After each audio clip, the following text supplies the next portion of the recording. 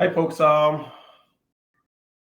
Hey, welcome wherever you are. Welcome to another space with me, Kaluaja. This is our weekly money spaces where we talk about money, the economy, and of course, personal finance. And the whole idea is to make it personal to you. We want to relate economics back to your individual wallet. So when we talk topics, we want to make it relatable. How does it affect your wallet? And this should be the last Saturday, right, before we have the new president sworn in Nigeria. So this is the end, should we say, of the Muhammadu Buhari administration. He's been here for about 8 years from 2015. So the question on the table today is, what has been the economic legacy since 2015 up to date? Let me make it sound better this way.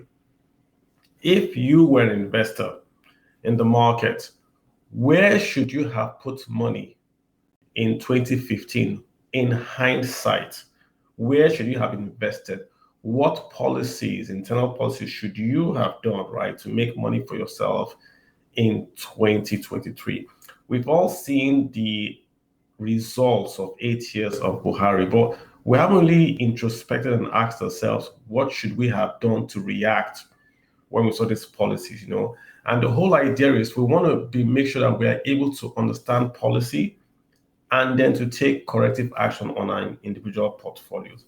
So if you are coming here to, dump on the president, this is not that kind of space. We want to learn what did they do right? So how can we take advantage? What did they do wrong? So we also learn corrective action. And that's really what the space is. Let me start. Let me start by giving you my own how I look at it. So in 2015, when President Goodluck Ebele Jonathan handed over to Buhari, there was this famous chart by CNN. I don't know if you guys remember that chart by CNN, where they listed the top 3 emerging investment destinations in the world. I think the first one was, I think it was somewhere in the Middle East or so. But that chart had Nigeria as number 3. And that was a tweet by CNN, and that went around the world, right? And Nigeria was among the top 3 investment destinations on earth. And if you marry that onto the other stats or the other issues that have gone on in Nigeria, where the Nigerian bonds were the second bond from sub-Saharan Africa to be included in the JP Morgan bond index, also in the Barclays bond index, that meant that if you are going to invest in the emerging market in sub-Saharan Africa, you had to buy Nigerian bonds by default. You can also tie that in that the World Economic Forum had been held in Abuja in Nigeria. Nigeria seemed to be on an upward trajectory. And we seem to have an election in 2015 that was very smooth. There was a handover. There was no acrimony. The president handed over and all that. So the world was looking forward to Nigeria, taking her rightful place, as we always say, that term we always use in economics, and to make Nigeria this, giant of Africa economically. And I remember when the president went to the G7, he was went to the G7 and to the G20, that was President Buhari. They told him, hey, we want to work with you, drop a list on how we can work with you. How can we support Nigeria to get this party going, right? This economic party going. And that was it. It took us 6 months. 6 months, like 6 months. A month is 30 days. So 30 times 6, right? To appoint a cabinet. And that was so much inertia, so much of, time was lost in trying to appoint quote unquote angels, or that was the excuse back then. 6 months, no cabinet. So all those opportunities that we should have chased down, if we had a cabinet, we lost them. But the major thing, the major mistake I believe the Buhari administration made was when it took over in 2015, oil prices were crashing. There was a kind of a recession, and oil prices were really, really going down. And when Buhari took over, oil subsidies, i.e. the PMS subsidies, were eaten into the budget. Not as bad, but were eaten into the budget. Also, they did not have enough money to pay or to execute major infrastructure projects. They had to go borrow from China. So it wasn't rocket science to say, hey, let's scrap this fuel subsidy, because the past president had tried to scrap the fuel subsidy, but was rejected. and had only scrapped 50% and set up something called P.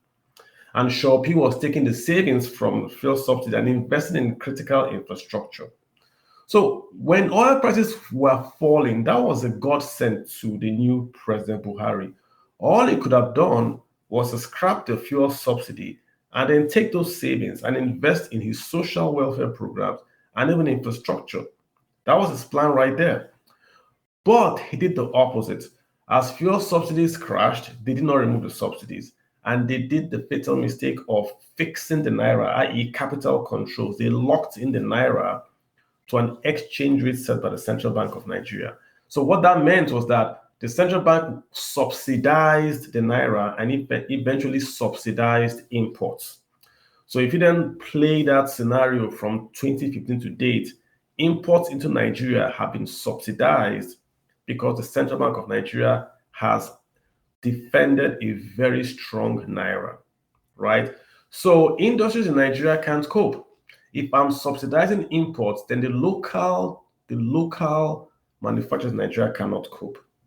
And that's what you've had from 2015 to date, the naira fall from 116 to now about 750, because the structure has been wrong.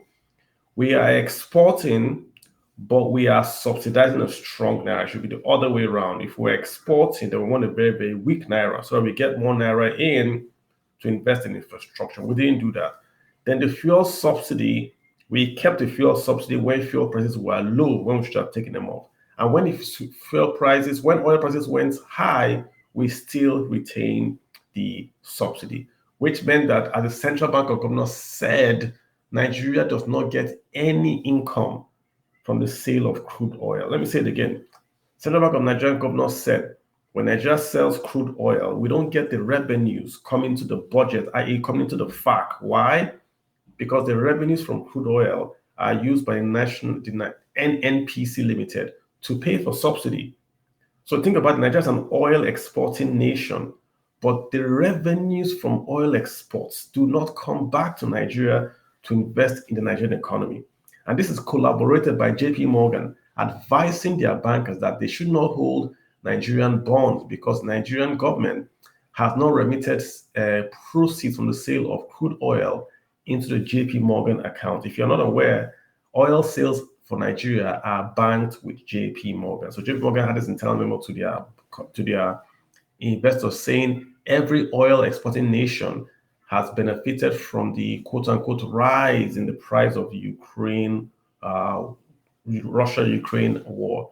Only Nigeria has not remitted funds into the budget.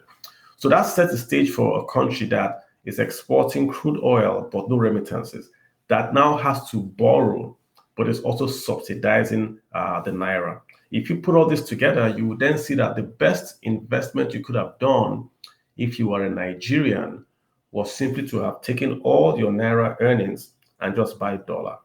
Don't put it in the bank. Don't buy a house. Just take every naira currency you can get your hands on and just have bought dollar from 2015, 2016, 17, 18, 19, 20, 21, 22, and just sell. Just buy when it's low and sell when it's high. You'd have made a return far in excess of any industry because you have no cost of sales.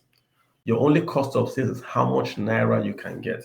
Literally, if you sold all your properties, sold everything, sold your car, sold all that you owned, and bought dollar in 2017, and you sold that dollar today, you would buy a Mercedes-Benz, buy a new house in Lekki, literally, for doing nothing by just waiting. If you simply worked for anybody and you just made your revenues and you just live the hermit life and you just bought and sold dollar. And that just shows you that when an economy can make you rich from doing nothing productive, the structure is wrong. And I think is the biggest failing of the Buhari admin for me today, that they kept the peg, the naira dollar peg, and they refused to remove the PMS subsidy. So for me, my insight is that if I see a government coming in 2023 that wants to peg naira, that wants to subsidize naira, that wants to do all those social programs, I'm just going to go and buy dollar. That's for me. The other part, let's talk about what did they do good? What did the Buhari admin do well? There was this thing about they had no money for infrastructure. So they were very, very smart in that they passed this new infrastructure credit. If you want to speak, guys, request I'll add you to speak. They passed this new infrastructure credit where they said the private sector could invest in infrastructure. I found out that be very innovative and also very, very, instructive that they knew they didn't have funds and they allowed the private sector to build funds. I mean, who needs to take the glory, but allow the private sector go ahead and build and get the infrastructure pathway going. That was very good that they did it, and the results are also out there. They also, I would say, oh my God, I don't know how to say this one. Nigerian labor unions have been, in my view, in my own personal view, a big fraud. I don't think they do anything. They're only there to fight for the issues that are very, very, that give them publicity so that they can then be, quote unquote, bought away. I think Buhari exposed the labor unions as being effectual, hollow, and weak. I mean, have you heard of Nigerian Labour Congress? But I can bet you, once a new guy comes, they're going to organize one strike to test him and see if they can become relevant. Did nobody heard of NLC throughout the 8 years? Did you hear of NLC striking for any fuel, whatever? Before in the past, if federal government walks the wrong way, NLC will go on strike, shut down the whole nation. Did you hear it 2015 to date? So those two, for me, the labor union decapping and the infrastructure bill, I think they did that well. What were the missed opportunities? I think the agri sector investment by the Central Bank of Nigeria, that initiative was very good, was very, very well thought out to give the agricultural sector cheap loans so that they could then grow food, right? But I think the only problem was that the central bank was trying to use monetary means alone, right, to develop agriculture. Agriculture in Nigeria is really a security issue, not an economic issue. It's insecurity because you really can't do mechanized agriculture in Nigeria where you have in the north and the middle belt without security.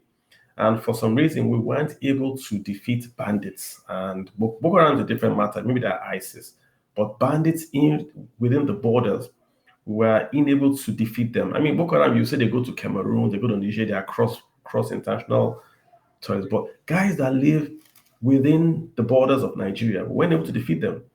The only time I saw the president wear army fatigues, the only time in 8 years, was when he went to the operation, and I think it was in Zamfara, way back then, to stop the guys that were rustling cattle. They deployed the special forces, the Navy, the Air Force, the Army, and still they weren't able to stop them. This was way back 2016, 2015.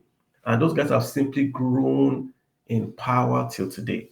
So who would have believed that General Buhari, the one we had that traced down the Chadian rebels all the way to whatever, cannot defeat bandits within Nigeria? And that has been the cause of the high food prices. And that has been the cause of the low agricultural contribution GDP.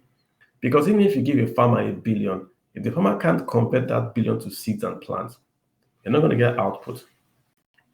Agriculture is so important because food prices is what drives inflation. If you are able to bring down food prices, you will defeat inflation. It's not really Naira chasing goods in Nigeria's case. It's high prices of food in Nigeria. If you can bring down the price of food in Nigeria, you've defeated inflation. So that's an opportunity that the federal government, i.e. the fiscal and the monetary and the security forces should have come together to fight the menace of banditry, so agriculture should have taken a big hold. The president told the youths, go back to the farms. The youth went to the farms and got killed, right? So it's really, that was really one that they should have. The president being a farmer, quote unquote, livestock farmer, I think he dropped the ball on that. But it was a good initiative to do real lending to the agri sector that they did not take advantage of. And of course, the biggest boo-boo there was to closing the borders because you want to grow food. That makes no sense, to close a border because you want to grow food.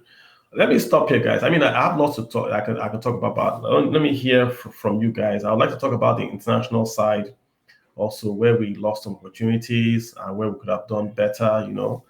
So let me check my DMs as usual. That's where I usually get the comments. People don't like. I'm very, very shy about speaking on on Twitter. So let me go to the DM. So someone's asking, this is not related, but someone's asking me, what does it mean if they want to, I've read this before, unify the forex system? The government is saying they want to unify the forex system. Okay, I think I already answered this one good question.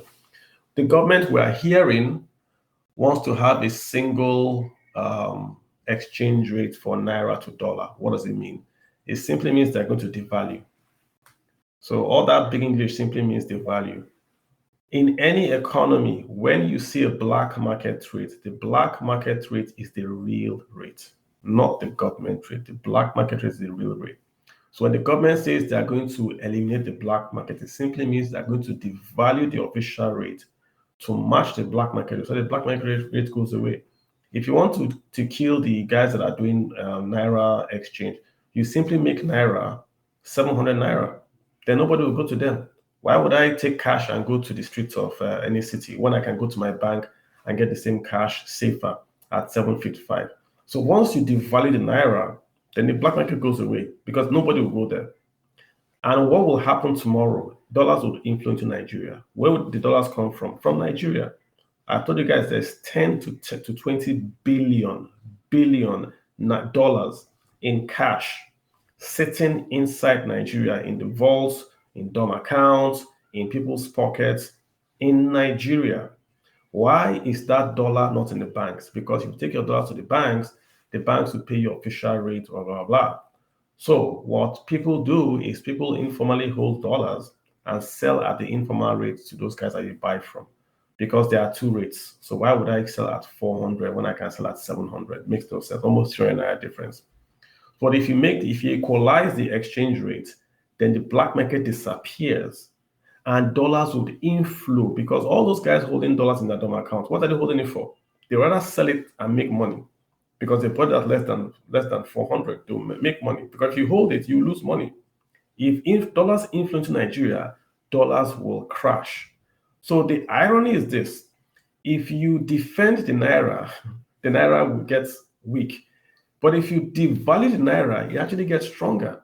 That's the irony. If you make the naira, if you say you can bring naira at any price, at any price, then naira will flow from abroad to Nigeria because the guys flowing money from abroad know they can get a better price. So it's counterintuitive to say you want to defend naira at 450, 750. Nobody will sell to you at 450. Big Daddy, what's happening, man? Thanks for hopping into the queue. So I hope I answered that question on what a single rate means. Single rate simply means devalue. Do I think they'll devalue to 700? They may not, but that's what it means. Big Daddy, you got the floor. Go ahead. Yeah, Carlo, good evening, everybody. Thank you for having this space once more. I missed the last space. You did? Oh, wow. Yeah, I think that was aired on Sunday last week, right? Yes, we alternate some days, Saturday and Sundays. Yeah. But it's recorded. Good for you. It's recorded. The podcast is a record. Go to my handle. You see the address there. You can grab the recording and listen to it anytime. Yep. I was hoping it was going to be today's space was going to be about Dangote refinery, but you can say anything you want to say. Yeah, the Dangote refinery. I'm trying to do a little panel of people that can come and talk around. I don't want the expert people. I just want the people that can talk every day. Like Dangote refinery. Go ahead and ask a question. I'll continue. Go ahead and ask a question. Just majorly, I want to talk about the topic essentially because I'm one of those people who never believed in Buhari's economic policies right from day one. Okay. And from 2015, I was never a supporter of it. I never believed in him, but I was praying and hoping he delivered. As a progressive person, I had that mindset.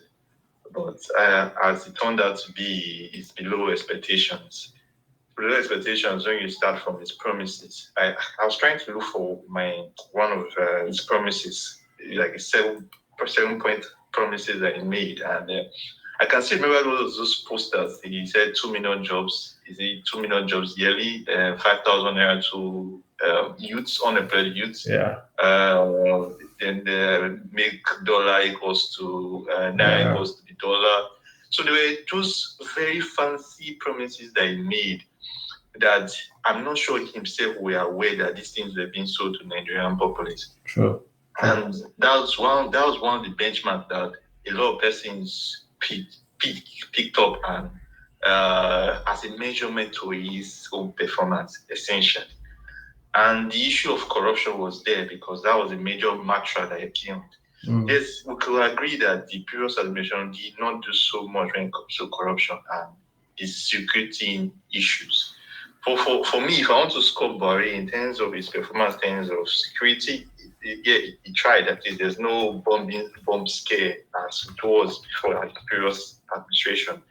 And also in terms of corruption, of course, it's still there. Just that it's not widely known or overblown by a better opposition like they were in the previous administration. That's where I think it's not as if he did so well in it, but it's not so purported or so much propaganda. And these are issues that people have kept asking, that the promises you made and you didn't live up to expectation. One especially when I knew the first administration was going to be a disaster. Like you rightly mentioned, that it took 6 months to appoint a cabinet. That is total failure for me. It's like you leaving your manual car putting on a gear, and there's nobody on the steering.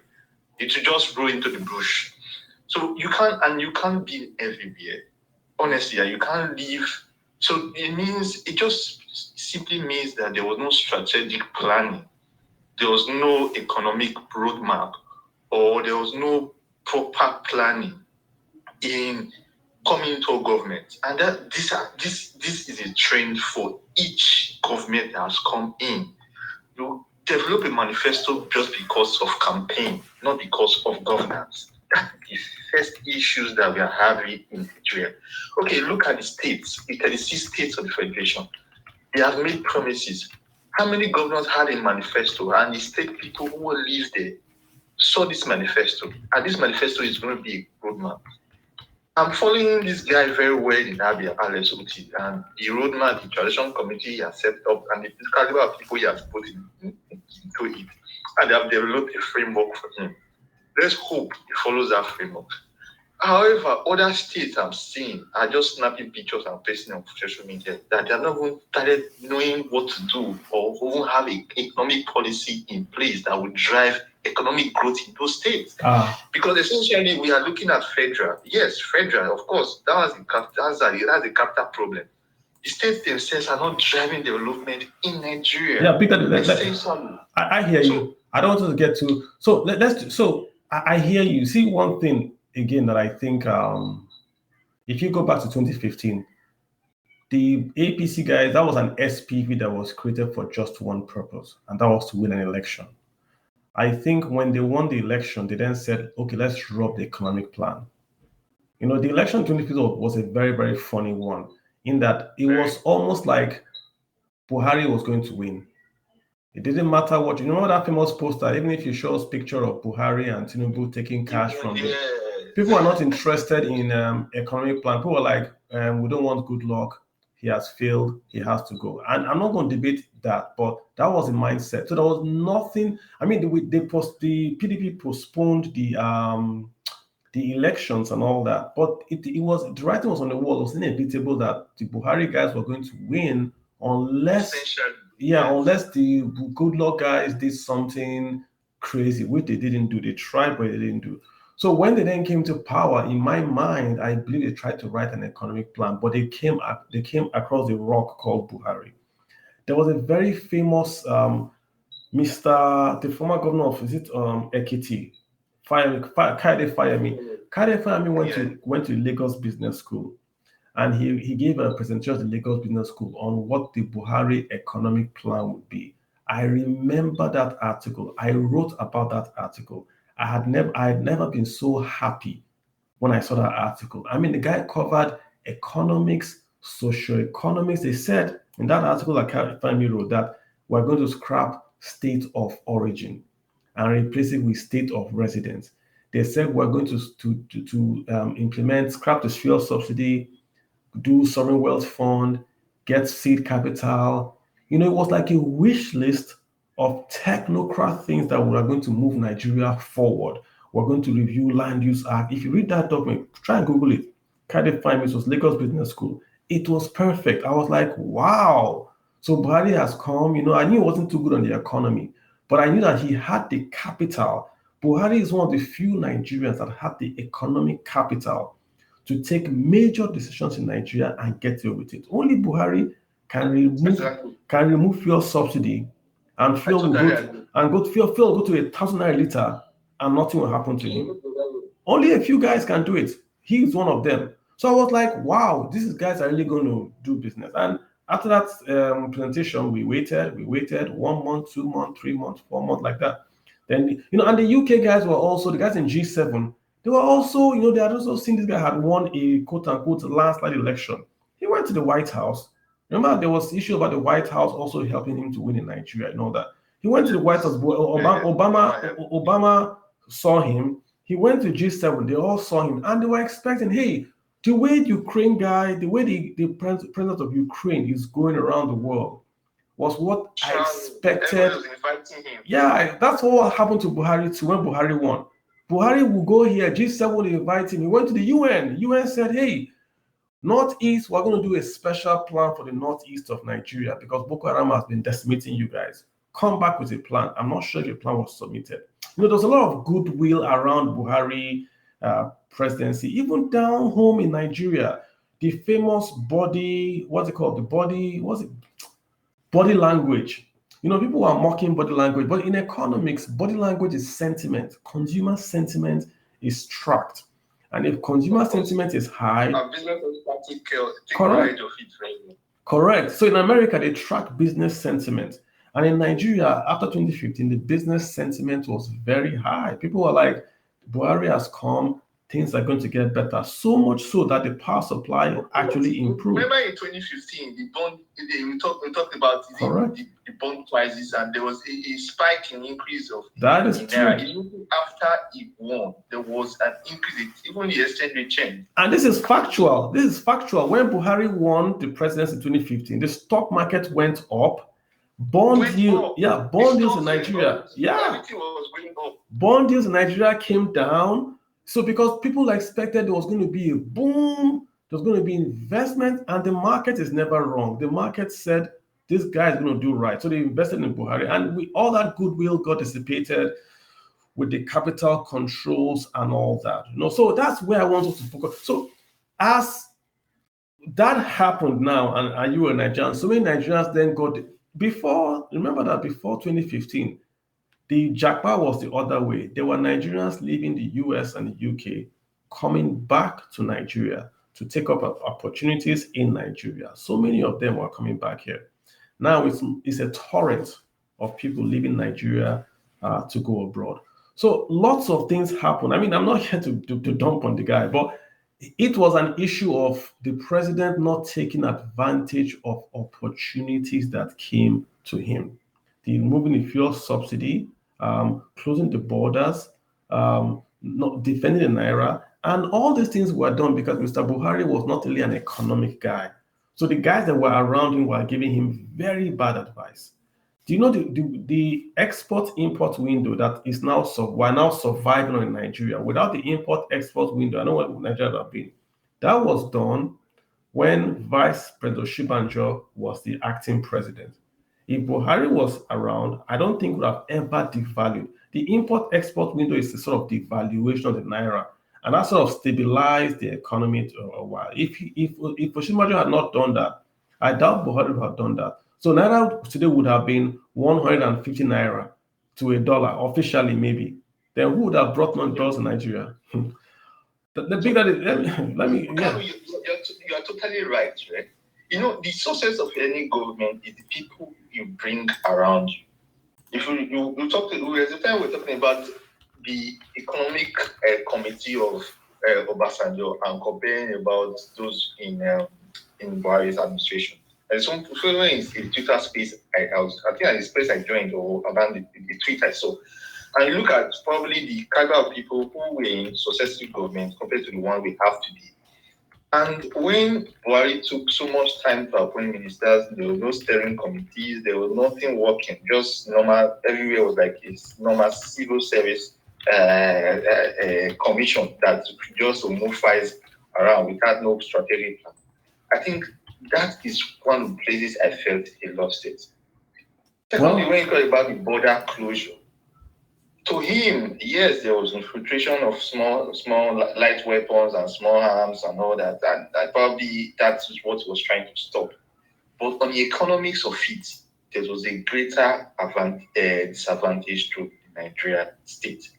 And if they had done a proper analysis of it, I'm sure probably they would have taken a better approach to that border closure. And today you say, okay, you want to have a homegrown products, let's say the local rice. Even the local rice we are having today are more expensive than the foreign rice that we have. And the food production, there's no food sufficiency in the Nigerian system. Okay, then what about you now having a system of having your normal on-lending that he did, which was very commendable, to maybe growers, have smallholders, farmers, so that they can grow crops and then produce, they buy off, then give to processors, and then this the on-lending was trying to solve. The on-lending still has its own issues, because I know I've been involved in some issues we've had on-lending, and if you look at the books of CBN on on-lending, they're not paying up. Okay. You know, some politics that have gone into the on-lending sectors and all that, but it was a good initiative. I got you. But then, the advice that has been coming from this government in terms of economic policies has been totally poor, which I pray the economic administration does not face. We have heard issues of, okay, they can bring up a theme and okay, he has done it before. And I'm just banking on that to see that the advice a president gets, because he cannot be everywhere. Remember when he said he wants to be the minister of petroleum, and we see that Cardinal Refinery did not produce crude and made a huge loss in a full semester year. I think. Big Daddy. So much income from your budget line. I got you, but I want to get others in here. Like, so I think the killing is this, right? Pick one or two things and stay there. You know, Buhari said he was going to do security, economy, and corruption. He didn't do any of these three.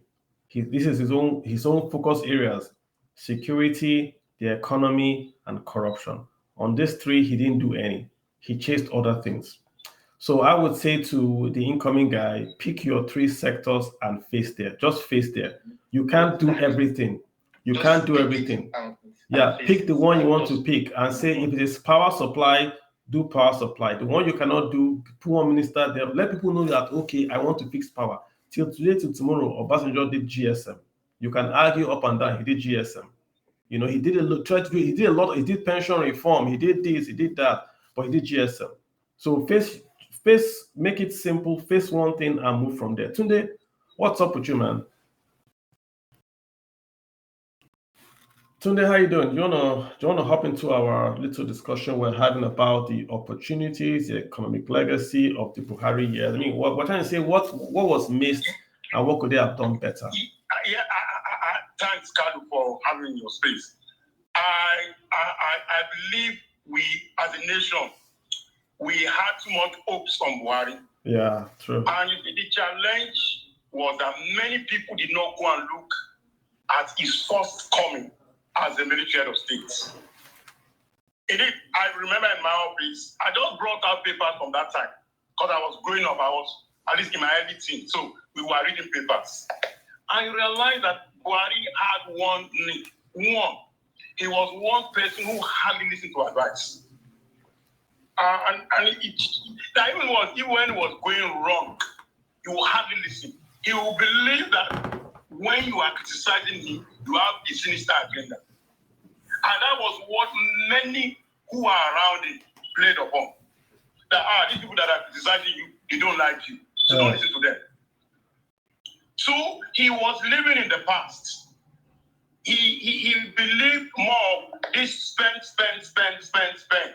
The more you spend, the more you throw money at the problem, it will go away. Yeah. And that was what encouraged it. Just me looking at it, even at the policies of the APC, I told them in my office that I didn't vote for him then, 20%, no. Because I told them, I said, this man is a man that will increase the debt of this country. He just wants to spend money. And it came from that, look, Central Bank can print money. And that was what said that, and everybody saw the body language. That this man wants money, I'll give him what he wants. And we're just spending the money, and people were warned. But those who are close to him knew that, don't mind them. They don't want you. We are spending money for what he wants us to do. So I think one problem that he lacked accountability. Another problem they looked about then was that he looked at PDP was the problem of Nigeria. Yes, the past administration, corruption, everything. But it was not a PDP problem. It's a Nigerian problem. Corruption knows no religion, knows no gender, knows no tribe in Nigeria. You are a Christian, you are a Muslim, you are a Yoruba, you are a Hausa, you are a man, you are a woman. 90% going to a position of authority because there are no systems. He thought that by just bringing in, coming there. No, our systems need to be put in place. For instance, I've been arguing that up to now for almost 4 or 5 years, Central Bank has not produced its accounts. You can go to the website of Central Bank, they don't have an annual account. Even in the military days, they had it. Even in the PDP days, they had it. And that's why I was saying that, look, something is fishing. Something is wrong. And we had a National Assembly that was, okay, look, how can our National Assembly sit on a Saturday today? And the only agenda is to increase ways and means advance from 5% to 15%. Because the National Assembly said that anything the president brings to them, we will accept. So the challenge was that they didn't have systems in place. They looked at Buhari as a saint, as a god who does no wrong, as if he's the monarch, as the queen or king of the United Kingdom, who legally does no wrong. He must always be right. And those were the things, when someone has that as the back of his mind, no matter his intention, people take advantage. And I told them that, look at it, when his government leaves, you will see the massive corruption in this administration. Massive level of corruption and ineptitude in this administration. So I think that the past has gone, but moving forward, we should insist as a nation. Our National Assembly should not just be pass and go, bring them and go. I think that's the only one. The only thing we do is that to allow the president's will to just add our own constituency projects. The moment you add the constituency projects, the National Assembly has no problem. And we had a central bank who could not put his feet down. Now, Mr. President, you can't just get this money. I think the man wanted to stay in his position. No, and Tunde, you make a good point that, look at it this way, Tunde, you say that we should have systems. Okay, in the past, a long time ago, the military guys were known for, like, they could spend without control. So they said Abacha would go to central bank and take money.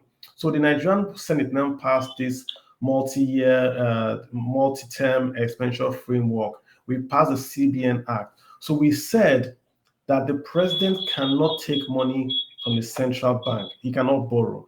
And we also said that even if he borrows, he can only borrow 5%.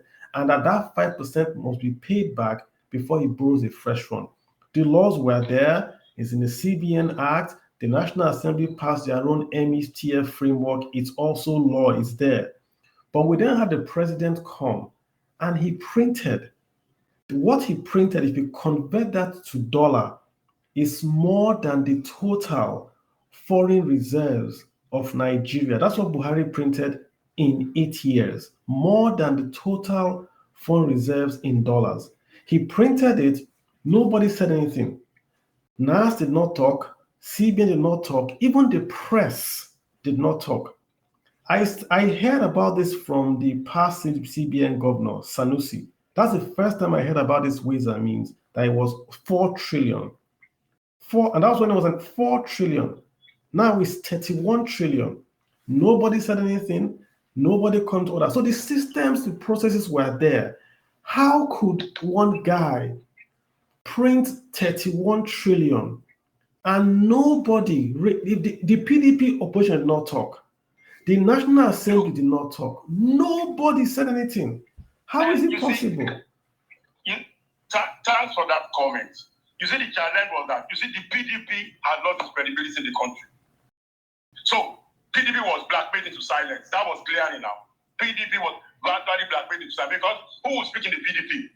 That was not part of the last administration that was corrupt. So people are blackmailed to silence. A National Assembly had told us that our desire that anything the president brings to us, we will pass. So the media, the Southwest media, I'm a Southwesterner, so there's no doubt about it, covertly and covertly remain silent. And we all know the agenda. The agenda has been successful to bring in the president. That was, so most of the media was don't talk too much. If you talk too much, reduce what we are, just change what we are doing. All these anti-corruption drive, how many successful, litigations have come that they started? We are not talking of the ones that was started, that they commenced. When somebody like Adam Mandela told us that, look, if you join APC, your sins are forgiven. These were there. We saw it. And in 2019, he could not do anything because the agenda was, and we all know the agenda, Tinubu, who's our president and by the desire of the nation, at least as of today, wants to come in. So he made sure the Southwest did nothing to rock the boat. It was so clear now, you will know, so that at least let this agenda come true. Because everybody knew if it was a PDP or any administration that did what this government did, Nigeria would actually be up in flames. We know now. Wow. So today my question is now that if we can pass laws to stop things and those laws no longer hold, what stops the incoming president from simply saying, and I'm just giving an example, what stops the incoming guy from saying any dollar inside Nigerian border is owned by the federal government? Indeed, that's the fear.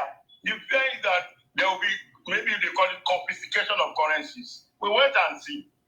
Because I know the president-elect alluded to it one time when he said we should print more money.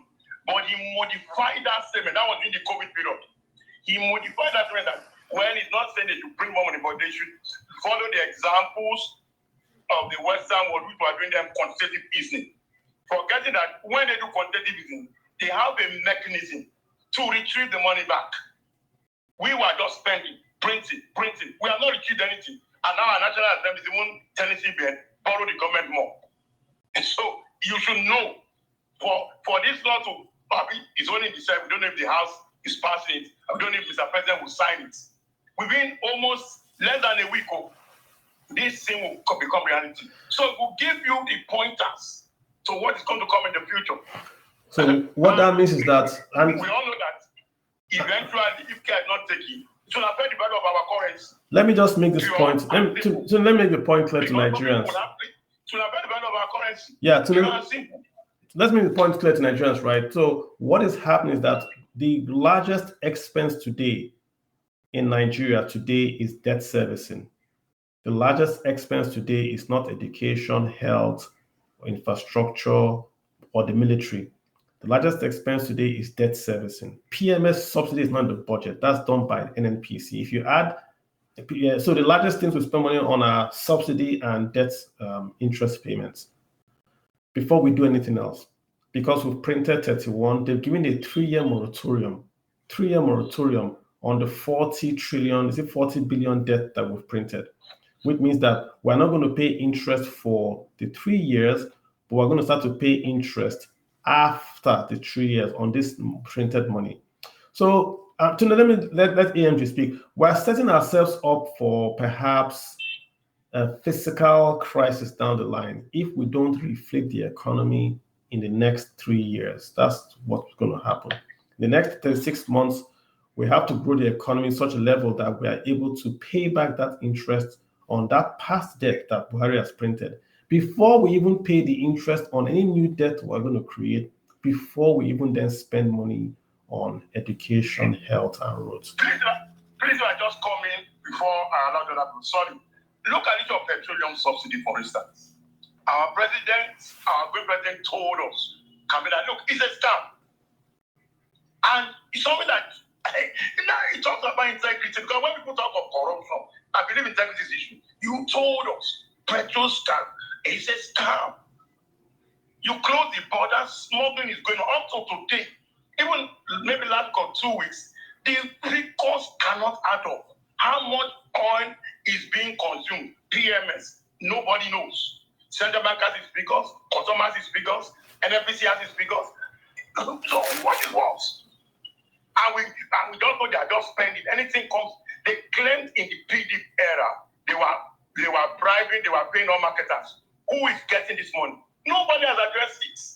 Who is this money now going to? Yet there was the oil marketers. We know them. Now, who was all this? All this because there's no, up to now, the House brought out the figures now. There were 3 different sets of figures. The discrepancies everywhere. No, and he was, or he is president because he hasn't dissolved the Executive Council, our Minister of Petroleum Affairs. So, if somebody now, well, the facts are secret. Thanks. All right, great. But again, we want to see what we've done right, what we've done wrong, what we should have done as investors. So if I was an investor, I said I would have just bought dollars and just kept it because the naira, the subsidized naira is a panacea for low growth. AMG, you've got the floor, sir. Toke Toyimbo. Oh, good evening, Mr. Carlo. Sorry. Go ahead. You go to the floor. Please speak up, sir. Can you hear me now? Yes. Oh, yeah. So, yeah. I mean, if everybody's going to talk from now to tomorrow about this. Could you speak up to AMG? So sorry. Could you just raise your volume, please? Okay.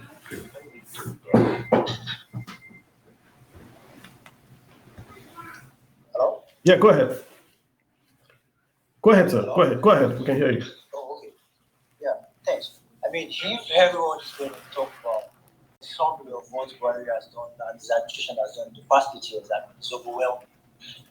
We have a lot to talk about. What will be a core thing for me is, I think you said earlier on about external reserve. I mean, to be honest with you, I think I wrote an article last month on Nigerian external reserve. Yeah, I think earlier in April, the figures are worrisome. And sorry about sorry. AMG, I'm gonna have you fix your audio and we'll give you a call back. Let me ask you fix your audio and fix your call back. Gospel, what's up? Gospel, let me have you online. Gospel? Yeah, I'm here, Carlo. Good evening. Yeah, go ahead. Yeah. Oh, great. So happy to join this conversation. I'm always happy to hear from you and discuss these issues. And, sometimes you think about it and it's quite depressing, to be honest. Because like you said, the man came with enormous goodwill in 2015. Many people, we are really optimistic for that change. Some people were saying Nigeria was going to be UK in the next few years and all of that. And here we are, 8 years after, and then every single one of us, who is honest, agrees that on the balance of things have been worse off than they were in 2015. And the funny thing is, just recently, I think I saw Buhari, even the Fashola was saying, we've left things better than we met things. And I was like, wow, is it that these guys, they live in some sort of bubble, or they are just cognizant, they just decide to be, completely disillusioned with the facts that Nigerians deal with every day? And I'm quite, embarrassed about it. But I think just to make the point about what somebody said about how the PDP was saying nothing when the government was printing money, and I think that's not correct and fair. Because if I remember that time, the governor of those states, who is a PDP member, Colin Obaseki, shouted to high heaven. Our government was printing money and people were denying left, right, and center, and so I think people who are talking really, if you want to be honest on that particular note, just to make that point. So, but again, you can argue, we're not talking politics here per se, but you can argue that the PDP did not do as much as an opposition party. Fair enough. But again, it depends on the metrics you used to look at it. Do you want the party to come out in the manner that, you lie about things through the country in some sort of, disarray, the kind of things you come out with?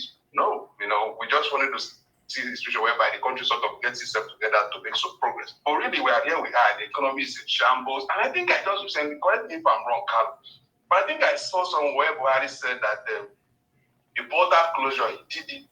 What was the word now? I think he said he did it intentionally. Yeah. Something about that nature. I'm not sure whether he has.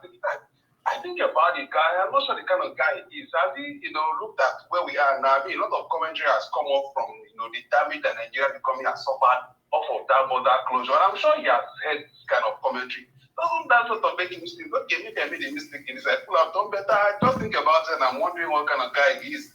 And, what pains me the most is that somehow we managed to endure these 8 years and we're going to see this man's back. And the man that is likely going to take over from him doesn't seem to be offering anything better, in my opinion, at least from where I stand, from what the man has done. I mean, clearly, he is going to continue from where the man living is. And you look at it and you say, okay, we're just coming out from this very, very terrible 8 years. You're looking forward, you want to look forward with some sort of hope that, okay, things will get better. And you don't get that kind of inspiration, to be honest. I mean, I don't. I just sit here and I have been telling my friends earlier that I have warned really. This was what I was really optimistic that maybe somehow, we could sort of go to a place whereby we go to some sort of a 1999 situation where we sort of did some sort of reset with your Obasanjo and Atiku government, started to look at how to get the debt off our head. We have a lot of debt as we have, we had a lot of debt then, as we have now. Get some very good heads into the economic team and try to sort of salvage the situation and try to get things going. That was, what I was looking at, that also informed my choice of candidate I supported in the election, which is different from the guy that has been pronounced winner. But, looking at it and seeing that, the next 4 years doesn't inspire so much confidence, I'm just like, okay, well, Nigeria is our only country. We can only pray and hope that somehow this guy who do not give any sort of trust or any kind of,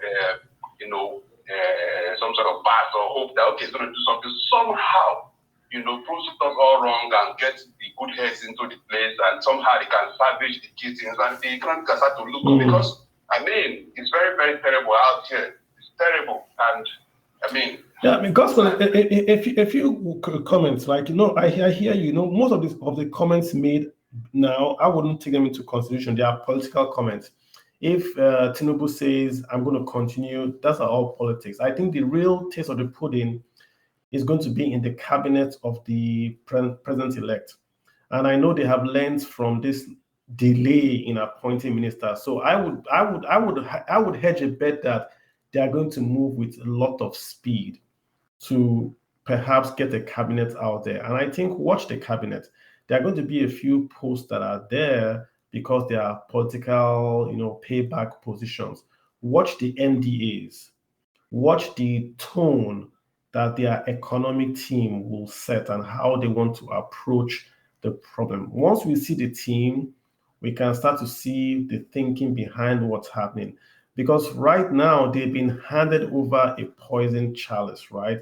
They've been handed over a company that is in debt. That company cannot survive without borrowing to pay day-to-day salaries. But the company has a lot of assets. The company has a lot of customers. The company has a lot of products in R&D he has not brought out of the laboratory to sell. So what that company needs now is a CEO that will go to the workers of the company and say, whether you supported me, whether you did not support me, I am going to be your CEO. I want your best ideas. Any idea you give me, if it's a good idea, I will implement it. If an idea will make money for the company, which means I will increase your salaries, I will do it. If we have to invest in this factory in this part of the world to make money for you, I will do it. Nigerians like success. If Nigerians see that the person, the CEO, is trying to be successful, they will support him. That's basically it. I don't think any Nigerian, I think right now everybody's at, like you said, because everybody's at ground level. Things are tough. So people are looking for hope. If you give people hope right now, there is so much need for hope that I think it might be a problem. But if anyone comes and says, I will do this for you, people will follow him. So the guys that are coming in there, they have even a bigger opportunity. Shebi, they say they are going to be better. Shebi, they say they built, quote unquote, this place. They built this city, Abi, that when they came to Lagos, there was nothing and they built it.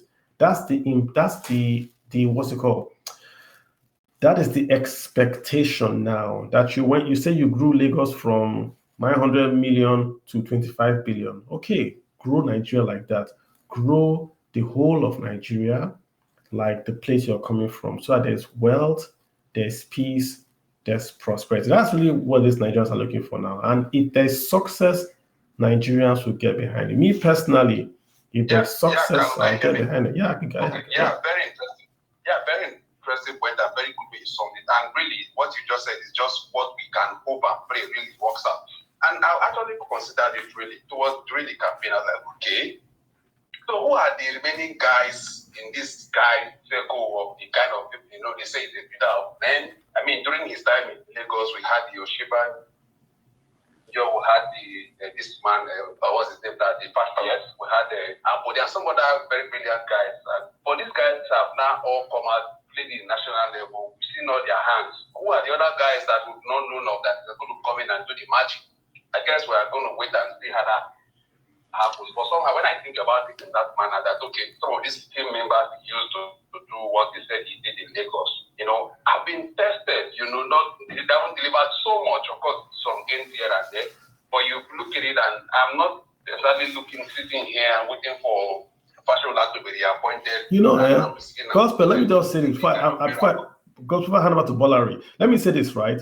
Nigeria is a very easy company to fix. Very easy. I say it on Twitter, people will be abusing me. You can fix exchange rates in a day. You can fix the debts, maybe a longer term. People want to see a plan. But exchange rate, this Naira, whatever, in a day you can fix it. And the economists here and the finance guys, know what I'm talking about. Buhari's problem was that he came in with an agenda. He came in to say, he felt that a certain part of the country was underdeveloping. So he wanted to help that part of the country to develop. But in doing that, I think he did not understand that his actions would actually cause the other part of the country to slow down. When you say you want to keep the Naira strong, he's doing it because in his mind, all defense to him, he's saying if dollar is expensive, then the poor people cannot afford things in Nigeria. That's how he looks at it. And you can understand where he's coming from. But when you do it that way, you actually kill the economy more because those poor people are now buying imports. It is local companies that create local jobs. Imported companies don't create local jobs. And when you have a strong Naira, you are subsidizing foreign companies, not local companies. So he came with a very simplistic idea of the economy. If I take money and I give to a poor person, that poor person becomes rich. That's his simplistic view. So, but if you forget that to take money means that the person you are taking money from is making money. So the first thing you do is that you want to make that person you are taking money from make more money so that you can take more from that person and give to the poor person. If you simply redistribute income, you are going to tax the people to death. So when they couldn't tax, they went and they borrowed. And they've borrowed and they've over borrowed and we cannot pay back. So I'm hopeful that the guys coming in now seem to be, they are from the part of the world where they say they understand international banking, they understand international finance. Let's see. I am going to give everybody the benefit of the doubt, and I'm going to support any good thing I see. Let's see what will happen. So everyone should just, if they are doing good, support them. Let's support them if they are doing good, because if they are doing good, then everybody is going to do good. That's just my take on this. Buhari, your hop right in, sir. Sorry, Carlo, can I just go one final? Yeah, thanks, Carlo. Good evening, and good evening, everyone. Again, thank you for the privilege of being a part of this conversation, and I want to appreciate all of the other speakers and the contributions so far. I won't be talking for long. I just wanted to venture a bit of a different take to the matter of ways and means. Our current debt to GDP is about 30-something%. If I'm correct, this is after the securitization of ways and means. But one thing we all need to kind of not forget is that effectively our debt service to GDP ratio is is or has come down as a result of that securitization. We were paying NPR plus about 3% as interest on that outstanding loan before. Now we're paying less than half of that. So in my thinking, and I may be wrong, this is kind of what is informing the push, because it does look as if we have a bit more headroom now to take on extra debt.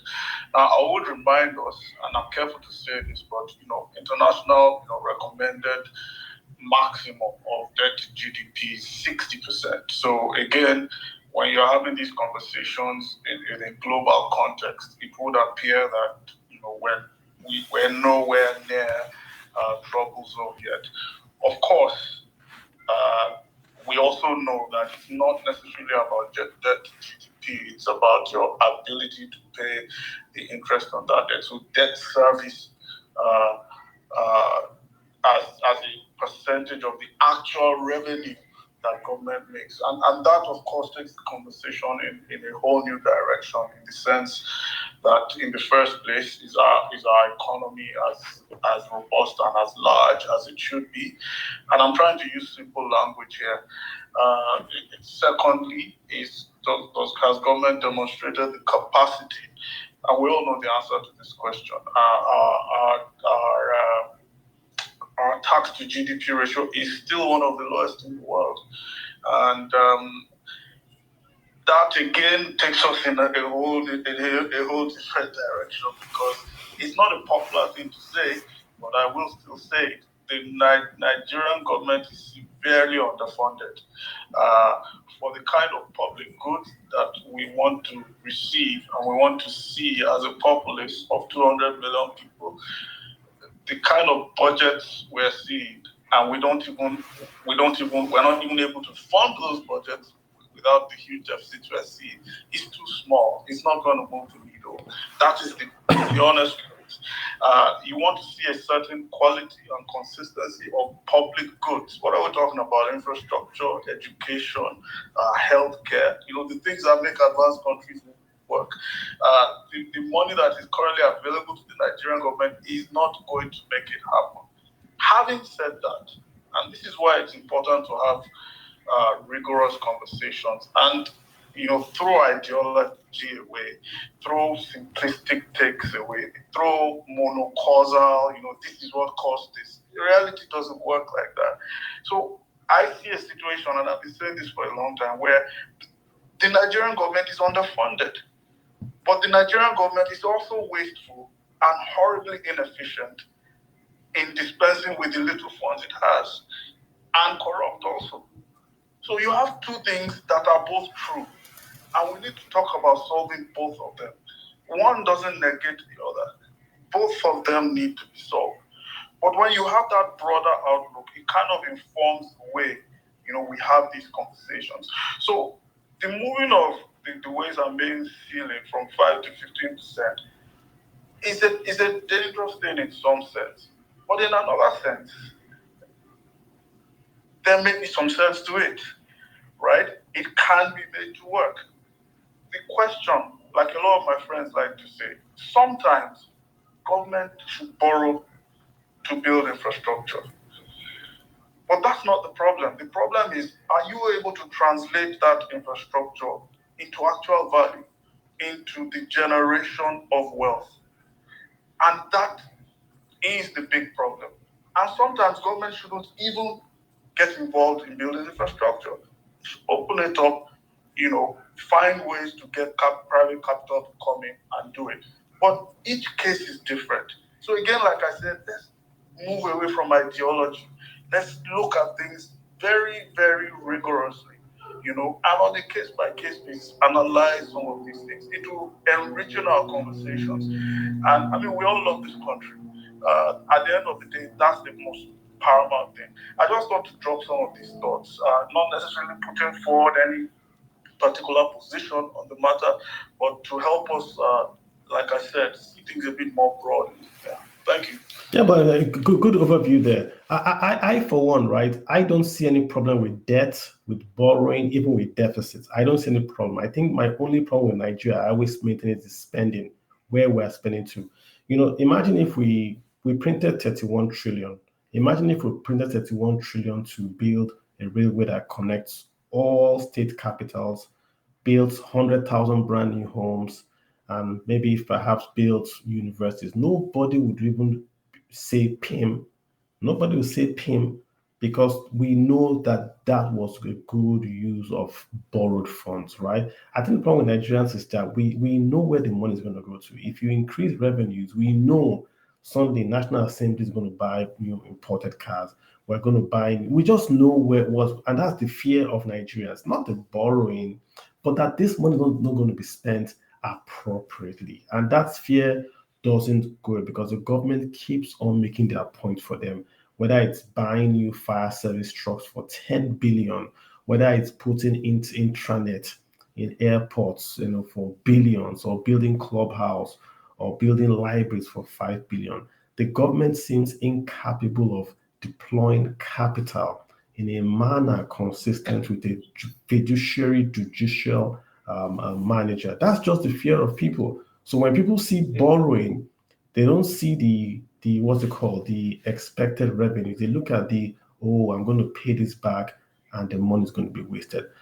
The government has to show that the people are wrong, in quotes. Let the government borrow money and do something below budget, delivered on time, that has output. And people will say, okay, hey, and it's unfortunate that even the trains that we borrowed money to build, the Abuja to Kano train, the Lagos, the Itakbe to Warri train, they've been blown up by insecurity, literally.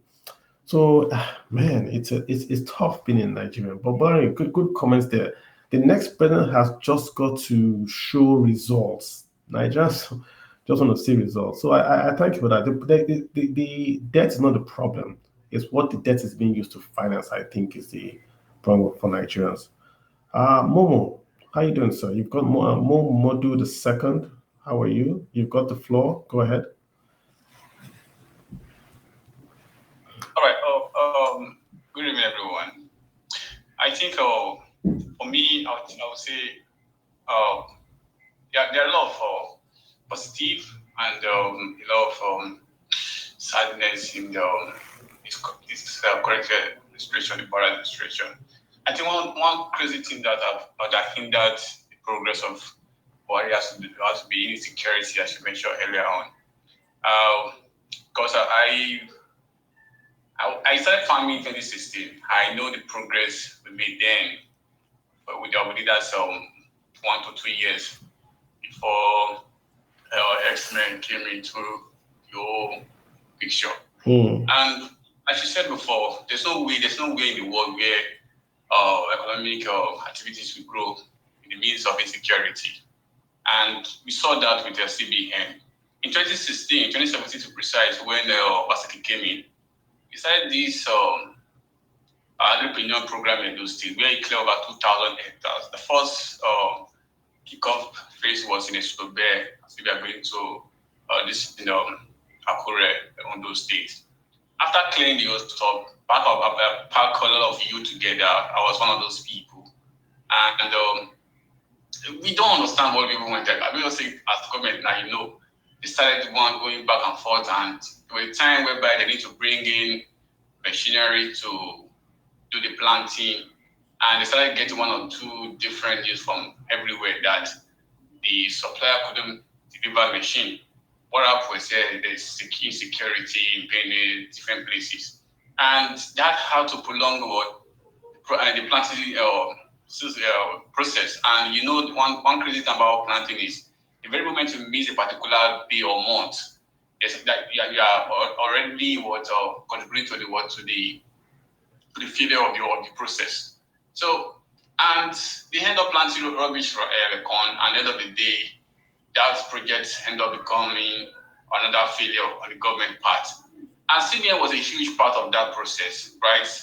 Being one of the major founder of the process, because it told the youth to go and open an account. And it was great, at least for Sterling Bank then, at least there was money coming to the account, that you said before, money keep flowing from one place to another.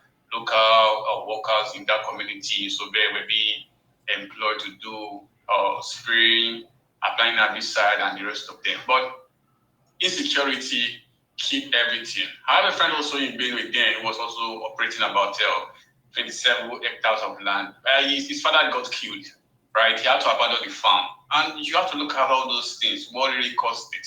There's so many insecurity here and there. Someone said earlier on that Buhari is one crazy president that never really listened to other people's opinion. But I don't really know, right? But I just say, yes, so far so good. Economically, it has been a disaster. But in terms of security improvement, the military will tell you that this is the best head of state they've seen after Shagari in terms of military equipment, which also we have to give kudos to it. When you look at the Falcon Heights in the Navy, for example, which has helped to reduce oil theft and piracy in our water, and that alone is a progress in our maritime way. And yeah, we have to look at it in different angles, right? But you have to read Buhari from 0 to 100. You can't give him. There's no way you can give Buhari 50%. It has to be below 50%. But as I said before, militarily, he has been able to equip our military, right? At least equip some personnel, train them abroad, which that would be a post for the incoming administration, knowing fully well that, okay, the military now have this assets. So now, how do we now keep the people or the young ones who are restless, who are jumping fences, how do we get them employed? And some persons are finding a way to also work on Buhari, let's say lack of intelligence or lack of technical know-how to exploit project prices. I think a perfect case is the gas train, the LNG, the gas project that was supposed to be constructed between the south and the north, between 7. So it's really, really crazy entirely. So I'll stop here, allow that person chipping.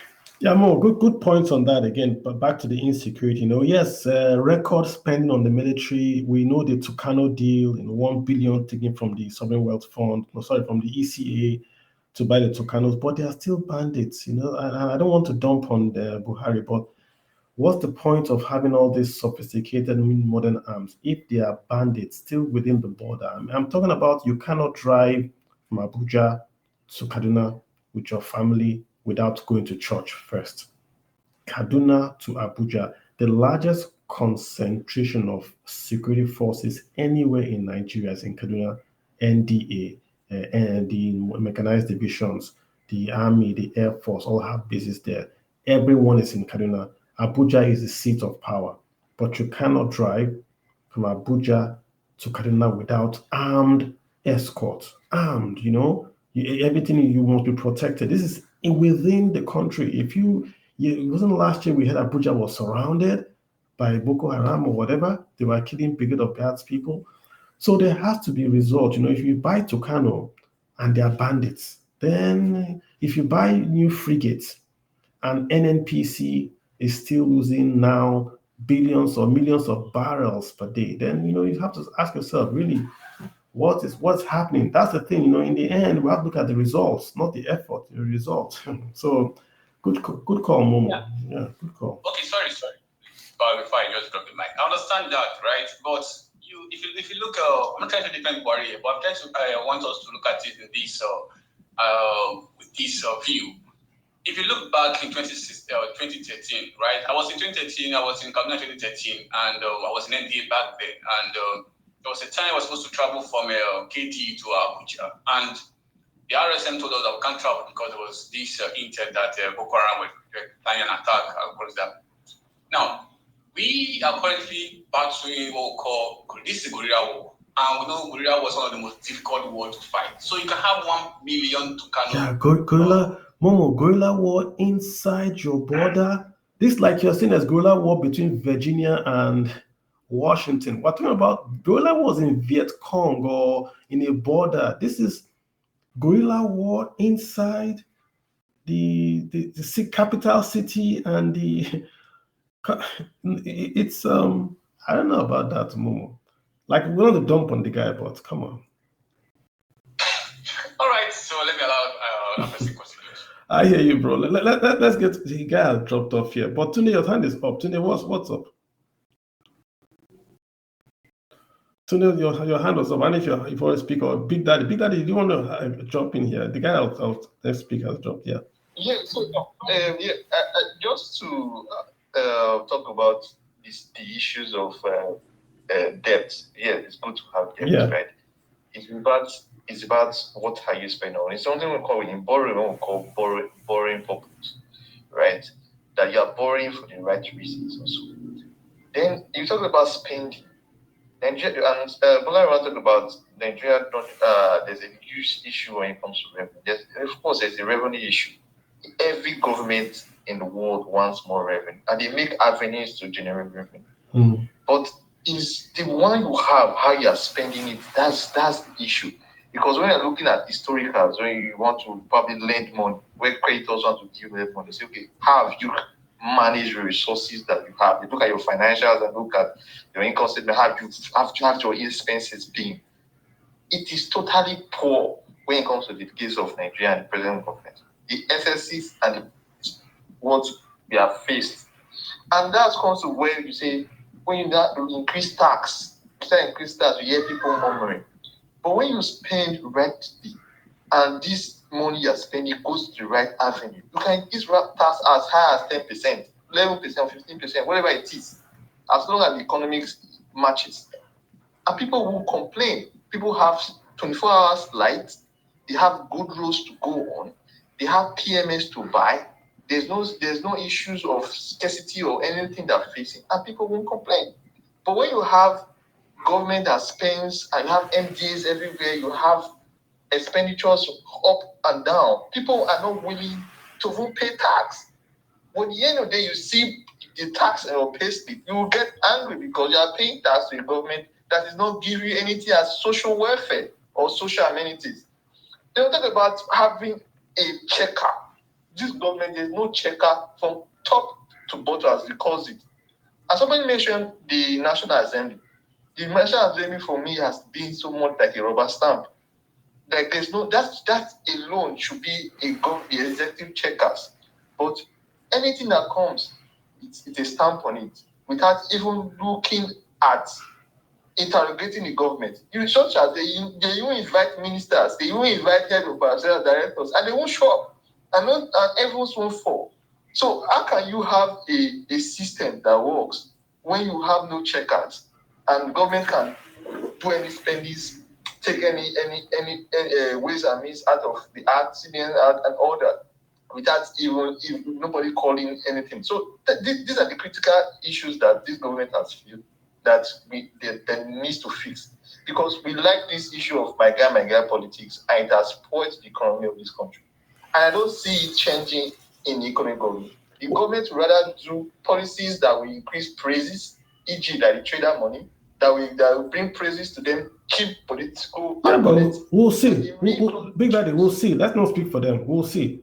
By next week, we'll see. Yeah, hopefully, like I said, my friend said, I have my own reservation, but I'm praying we should see good things. I saw this chart, price changes of consumer goods and services in Nigeria from June 2015 till April 2023. Food has gone up in price 259%. Food. Transportation has gone up in price 180%. Just look at food alone. You know, I come back to this. Food is the key in Nigeria. The minimum wage, if you go by minimum wage, there's nothing like minimum wage in Nigeria, but let's assume minimum wage is 30,000 naira a month. That has been unchanged for maybe 5 or 6 years, unchanged. But food has gone up 259%. The average Nigerian household, according to Nigerian Bureau of Statistics, spends 68% on food. So you can tell that the new government, if they can focus on just dropping the price of food, right? That's a pay rise to everyone, especially the poor. If you can do a policy that the next 6 months, the price of food, yam, beans, palm oil, meat, will fall by 50%. No matter the policy you do, that price will fall by 50%. You are instantly giving Nigerians a 50% salary hike. And I say the way to do it is very simple, right? You have to lose some revenue. If you say you can import food in the next 90 days without paying any duty whatsoever. Why import? Why not local food? Local food cannot meet Nigeria's demand. All the rice Nigeria is producing still cannot meet Nigerian demand with all the meals we have with paddy rice. We still can meet demand. If you import food, then you can meet demand. If you say you're going to import food at no duty for the next 90 days, then in those 90 days, you are fighting insecurity. So you give yourself 90 days to deploy the army. The army can be deployed, pay mercenaries to come and take those guys out, 100% out. So 90 days, food is coming in. But in 90 days, you have deployed significant kinetic force to degrade those punks that call themselves bandits. Take them all out. When you have taken them out, and then you now have a medium-term plan to invest in food production, post-harvest, post-storage, and distribution via logistics, so that you now have a plan within 24 months to say that the price of food will fall almost 30 or 50% in the next 24 months. That's inflation coming down. Once you start to bring down inflation, you are bringing down the cost of doing business. You are raising savings of Nigerians. You are making businesses plan better. NPR will come down. Even the government's deficit will come down, simply because you have fought insecurity and tied it back into, should we say, food supply. These are quick wins. Like I said, Nigerian problem is not, we are lucky. We're not, we have, you can see the problem is easy. You go leave your house today, the road is bad, or there's no power. So if I fix the road and fix the power, I get a good output. Nigeria is lucky. That's the point I'm making. Our problem is not, we don't have American problems of shooting or LG. We don't have all those problems. We have simple problems. There's no food, there's no water, there's no power. So just fix food, water, power. You grow GDP. Just simple things. We're not a difficult people. Tunde, what's up, man? You see you have your hand up. Yes, I'm sorry, but I wanted to. You see, we are talking about the housing administration. That issue of thank God is brought up. You see, the problem we have in Lagos, every state has its own peculiarity.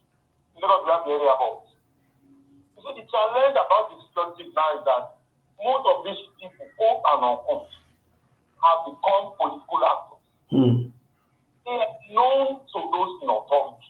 So the challenge is, we know our problem, there is sincerity, purpose. I remember when the African governor of Kaduna initially said he knows the bandits. They gave them money, but they are not interested in more money. They are seeing it as a lucrative business. And that's the point of corruption in Nigeria. Why it's great. As one first is being taken care of, the other said to write that, look, from our own tongue, get the money. So it's not that these people are not, you said Kaduna, I've been to Kaduna once or twice. You have a lot of military institutions in Kaduna. So how come we talked about this and this, but we talked about all these things. And these are the areas, as you rightly have said, are the agricultural producing areas of the country. Same way state. I know they have a lot of yam here. But the person who spoke up. I know some people, even I'm from Oyo State, even in Oyo State, who want to abandon their farm because of killing. And people have now sectionalized it in this 24th century. We are talking of herd grazing, cattle grazing. When we were in our staff, when we were still staff, to have ranching on that, one of our Nigerian staff, that cattle ranching the way forward. So the challenge is instead of proposed by those who are in power. I just saw something yesterday or so. Out of school children in the north has increased their percentage wise. When somebody now tells me that this government has started security, I will not ask, why are people not going to school there? We are not facing the reality that there is a lot of people in the north. I have them in the north, in Kaduna and in Niger State. And we know a lot of bandits in that Niger State. There is a lot. And interestingly, there's a way we shield it. Just because it's not as on the horrific side as the Boko Haram. So maybe it's like we are shielding that thing, and they are saying there's no local government that's under the control of bandits. But most people in Zamfara State, before you produce food, you have to pay tax to the bandit. They get tax when you want to. They get tax when you want to harvest. Yeah, it's in plain sight. And so the challenge I have that I hope the incoming administration be able to tackle the issue of insecurity. Many people in the northern places, so they have actually the system to little or nothing. Yeah. The poverty is on the increase. And it's because in that area, because it should be an holistic thing. As I said before, they just were adopting one of those people. And then they were spending the money anyhow. And in the long run, there was little or nothing to show for those monies. Yes, I think I wanted to show. And the cultural was there. Go to Kano, go to Moto place, get their building roads, and on the see the big roads in Kano. Go this Kano metropolis, and go down to Toronto, go down to all these areas. And you see poverty. Hey, it is sometimes you know that when there's poverty, it's right. And it's surprising that most of the people from, and that's why I think education must also be looked into. Most of the people in the north, there's a lot of after school education in India. They have Nigerian schools. Most of them are just left abandoned. So if people are not being educated, people are not being trained, where would they go to? So these are things which I hope, because as you have already said, food inflation is not increasing. I think the country that has land, we have land in excess. I know you were talking about land use that one that ago. We have land in excess.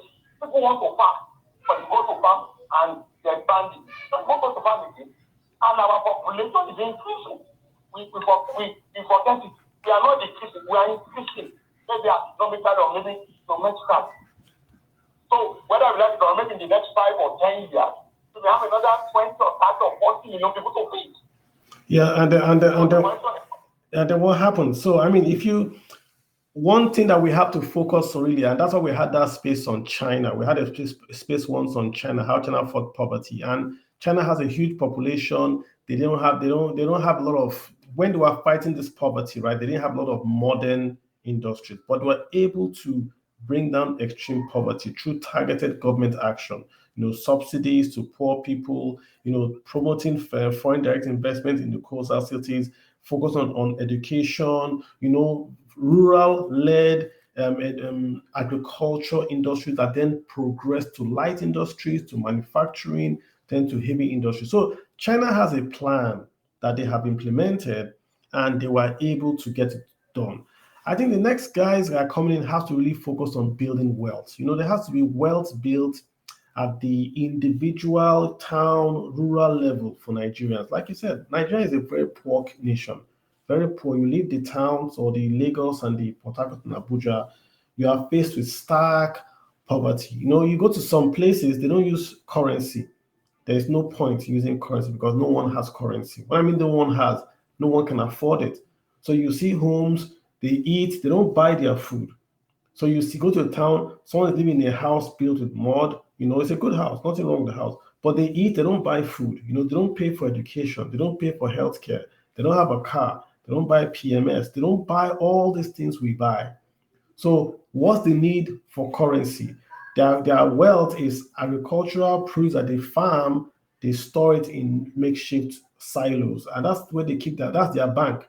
So if someone wants to get married, they'll sell 2 bags of millet or sorghum, and they fund a wedding. If their roof is bad, they do communal effort and they build that roof. We have to target those kind of communities and bring them into production, into productivity. Give them a solar panel, solar radio, or solar, so they can have this water pump, pipe on water. You can reduce their poverty of time. They can go to school via the radio or even through TV. These things that I don't know, like 60 years, we're still farming with rainwater, not irrigation. Fertilizer is hard to come by, it's the simple things we don't get right, but we're building very complicated, things, I don't know how to speak. Someone is sending me this long chat about the border with Togo. Request to speak, sir. I'll let you speak so you can explain it better. It's rather long. I'm not sure. I'm making some good points here, but if you want to just request to speak, and I'll put you on the line so we can get you connected, right? So you can explain it better. I think you're talking about the border closure between Togo and Nigeria, And you said nothing is smuggled into Nigeria without Nigerian customs being aware. That is correct. The land border closure support a lot of things for Benin. So it's like you're from Benin Republic. If I read this, yeah, request to speak. I'll add you so you can give us that unique take, right? There we go. Yeah, I see you've requested. Hello, sir. I can see name. Dreadhound. Dreadhound. What's up? You've got the floor. Go ahead. Yeah. Good evening, Mr. Carlo Ajah. Hey, what's up, man? Thank you so much for the opportunity to speak on your space. I appreciate it. I appreciate also the last people who spoke. You spoke extensively. I actually wanted to get involved because this is the kind of topic that actually interests me. But anyway, I don't really have that much to say, but I'll just speak my piece still.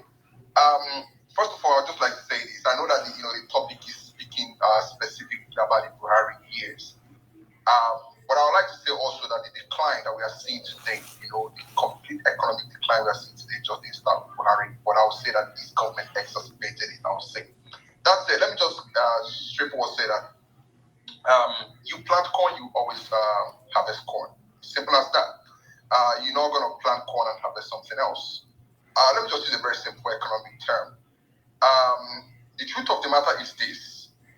When your cost of production is always higher than the market price you sell the product, you will always end up in a loss. That is just the simple truth.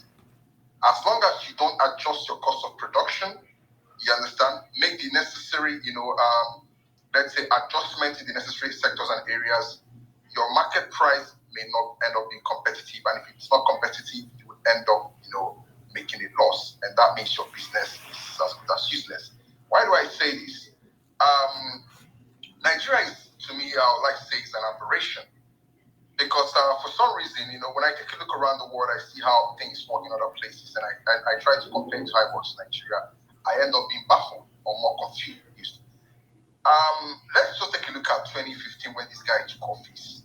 We all understood what the average income was back then in 2015. And all the excuses I was giving then, for why, the economy could not pick up as quickly as possible. Now, let's fast forward to 2023. What is the average, let's say minimum wage, let me just use the minimum wage. I think it's still 30,000 or something. Now, let's just be realistic here. I don't know about other people, but 30,000 naira is nothing. That is just a simple truth. It is basically nothing. Right? Now, if you adjust these 30,000, that people are getting today, mind you, Mr. Carlo, that, the vast majority of Nigerians still earn below that 30,000. I know people who are working as chefs, cooks, people who are working as cleaners who go home every month with 25,000 after all the adjustment and everything cut off from their salary. And then it means that, including the transport they have to spend and everything. Let's ask ourselves the truth. When we adjust these 25,000 or 30,000 by the inflation rates, of let's say from 2015 as basis, it tells that people actually became poorer in the 8 years of Buhari, much, much poorer than expected. That is just the simple truth. First of all, 30,000 is nothing, right? Now, if you adjust it by the drastic increase in price of goods and services in this country, I'm saying this as someone who lives in the diaspora but always visits Nigeria multiple times a year. I also shudder every time I go out there. Whenever I come back like 2 or 3 times a year. And each time I come back, I try to go, I deliberately make it a point of action to go and try the exact same good that I bought the last time. And I keep my receipts and everything. The prices will always at every single time increase by at least 5%, 10%, 15%. Right? And there is no comparable or let's say marginal increase in income in this country. What the consequence of this is that more people are sliding into abject poverty in this country. I mean, we just read that they said about 130 million people in this country are in poverty. And we're speaking about a nation of about 210 million people. And about 130 million people are already in poverty. I'm sorry, but there's a way I see these things. I normally try to categorize society in, there are 3 ways I like to class them. You understand? The upper class, the middle class, and the lower income earners. I like to say that Nigeria is completely losing its middle class. And that is just the simple truth. the vast majority of Nigeria have slid into the poverty, threshold. So that's my understanding. And the last 8 years of Buhari exacerbated it in the worst way possible. Because I've spoken to a lot of people. What is your income increase in the past 3-4 years? A lot of them have not gotten a single increase. Mr. Carlo, for the past couple of days, you have been posting the salary that banks have been paying their, I think they call them contract staff. Right? It is criminal, I say, it is criminal that people will work for 23 days or 24 days, depending. I don't know how they work. And most of the time, these people work above the normal 8-hour threshold that people are supposed to work in a day. And you end up giving that person 45,000 in an economy where the price increase is off the roof, right? Inflation rate is off the roof. What the direct consequences of this is going to be is that you are going to put more people in poverty, and Buhari achieved this extensively, right? So what I'm saying is this: when I say that if you plant a corn, you're going to reap a corn. There are no two ways about it. Nigeria has failed over the years, and that is from successive governments, not just Buhari now, to invest in the critical sector. All right. That help to develop human capital in this country. Sorry, go ahead, sir. No, I just want to figure out. I hear you. I'm just making sure that you are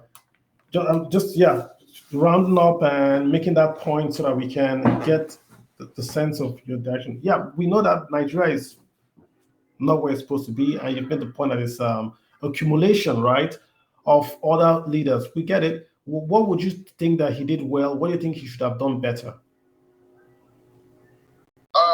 What he did well, sir, with all due respect, I don't know. I'm sorry to say this, because if you're talking about more people being thrown into poverty, over the course of 8 years, sir, I'm not gonna give anybody accolades for that. Okay. Absolutely. But let me just end with this. I know that it's time testing, but let me just end with this. The truth of the matter is that Nigeria is going nowhere if we don't actively engage in production in any way possible, be it agricultural production or any other thing. But Nigeria is basically going nowhere. We can dance around it all we want. We can do all sorts of shenanigans and play all types of charade. It's not going to take us anywhere. If you take a look at advanced countries today, the reason why they advance is because they actively engage in production and export.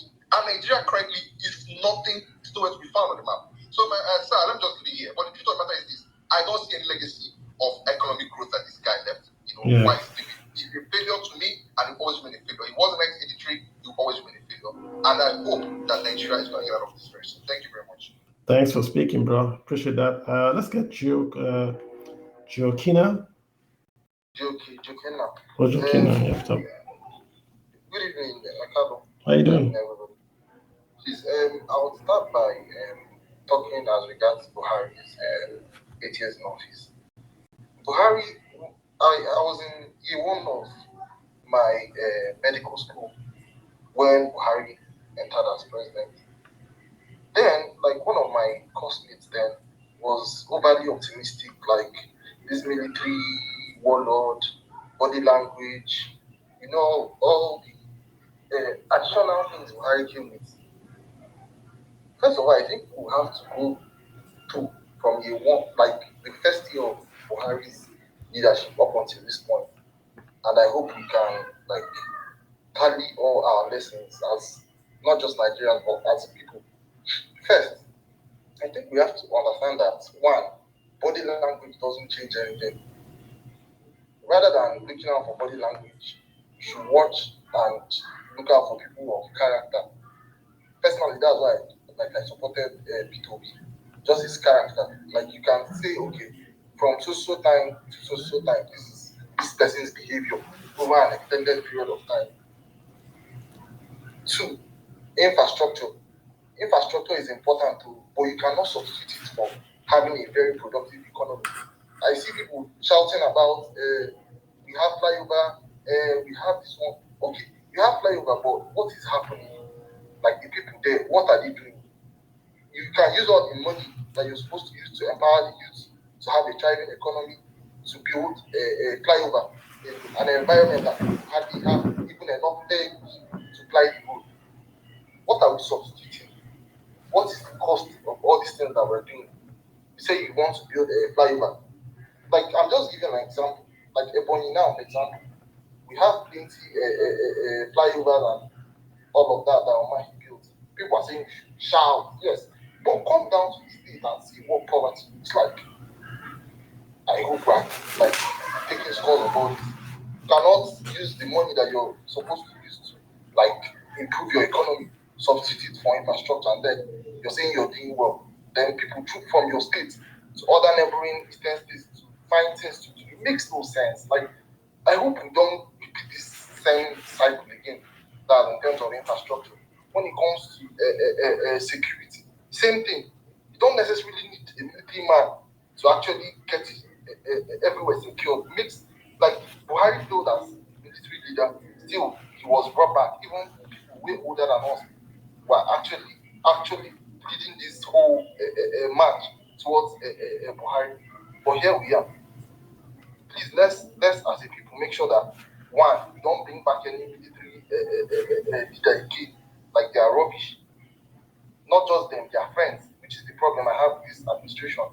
I really don't trust people who have like military friends like that, because like their life mind All right. does not necessarily change. So please, like we have to make sure that we tally everything that we suffered, and then so that we won't be decided again. Thank you. You're welcome. Thanks for those comments. I appreciate it. Yeah. Well, let me get can I pronounce this optimum underscore prime optimum prime. How you doing, sir? Yeah, hello, Carlo. This is a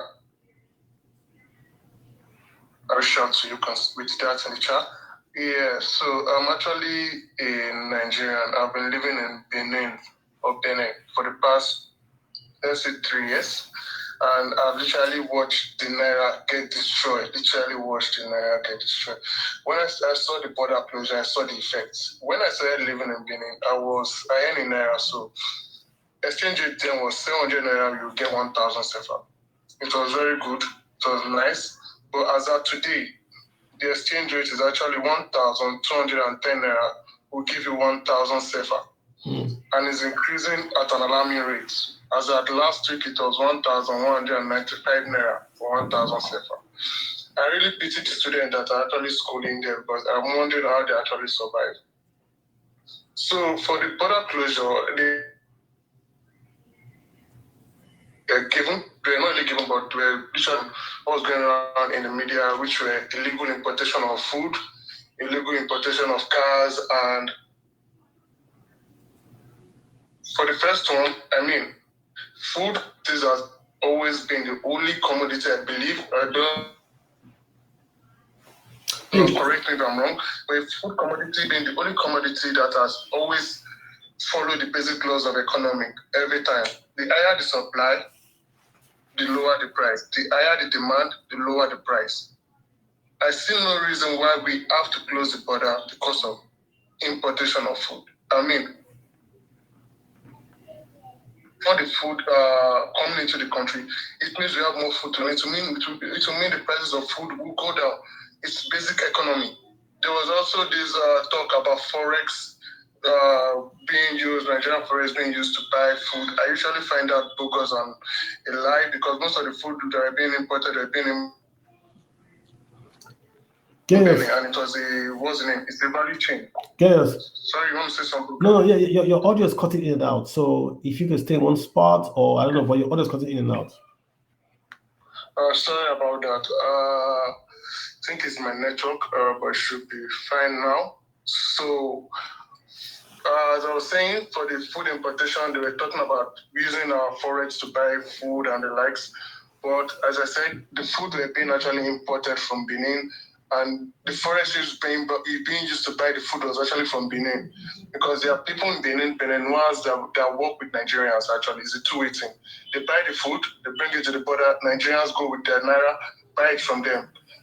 Secondly, they make mention of importation of cars, and I literally find that really bogus. I tried to find out more, and I found out that in Benin, if you buy a car, you don't.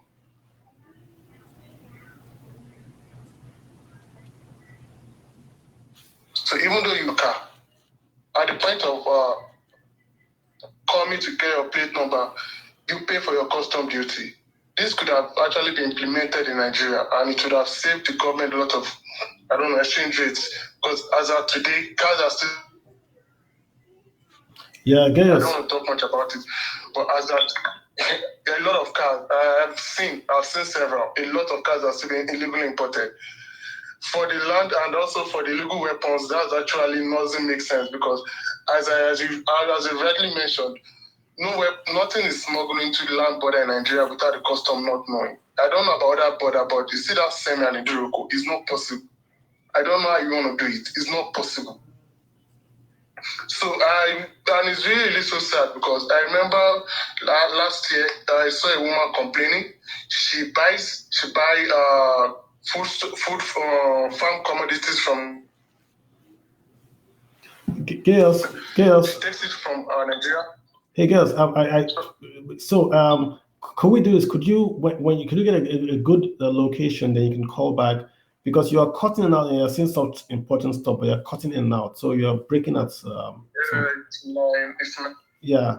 If you could do that, then we could all. Yeah, if you can do that, that would give us a chance to basically appreciate what you're saying because it's cutting in and out. Yeah. Okay, no problem. I do appreciate the angle of you giving us that on the ground take from the semi border, talking about the border closures, arguing that the issues were not as was painted by the government. It was a bad call. It was a bad decision to close the borders. Clearly. So I mean, thanks for giving us that, on the ground take. But I got what you sent via DM. Maybe I'll speak to you again via DM. My Kudi, Miss Invisible. How you doing? Guys, we've got about 15 minutes to round up. Thanks you all for hanging in there. Thanks for contributing. We're just talking. We want to have a better Nigeria. That's what we're speaking about. What did Buhari do well? What did he do bad? What were the missed opportunities? I've listed mine. I want you guys to tell me what you would have invested in if you had known Buhari was going to turn out the way he was. That's what I wanted to get from you guys. Yeah, go ahead, ma'am. I can hear you. I can hear you. Go ahead. All right, thank you very much. So talking about economic legacy, I don't even know if legacy and Buhari should be in the same sentence because I don't think legacy means something negative. I think it means something positive, and I can't even think of anything positive that not even one, or even like generally. Okay, so let's talk about let's first of all, people are talking about the border closure and all. I don't really have much knowledge about that, but I'm going to talk about how some of the economic policies affected me directly. So, I think, hello, can you still hear me? I can hear you loud and clear. Okay. Okay, so first of all, I think it was you, Kalu, that tweeted something like that when I think food importers, sugar, wheat, and some other food items were given FX at special rates, to try to regulate the prices when they come to sell in Nigeria. And I think you tweeted something like that. You didn't even get a lot of retweets or likes or anything. That was, I think, early last year or late 2021. And immediately I saw it, I said to myself, okay, this is going to really affect the prices of food stuff. And I even quoted it like, the consequences we're going to face from this is coming very soon. And it went over a lot of Nigerians' head. And then all of a sudden, people went to the market, and then spaghetti, and then bakeries were closing down, and sugar was very expensive. These are like staples that Nigerians eat. That was like the last affordable thing in the market for Nigerians, as it pertains to food. That was the last affordable. Bread, especially bread. It wasn't that affordable, but it wasn't as expensive as other food items that already tripled in price. So that one was like, it was so insensitive because the people that are facing the brunt of that decision, I'll call it a decision because it wasn't exactly justified, so to speak. The people that are facing the brunt are the masses. People that are hustling day to day, like for daily bread, literally for daily bread, they're eating from hand to mouth. And then you are making what they are eating from their hand to their mouth smaller and smaller every time. There are people that have gone to bed hungry.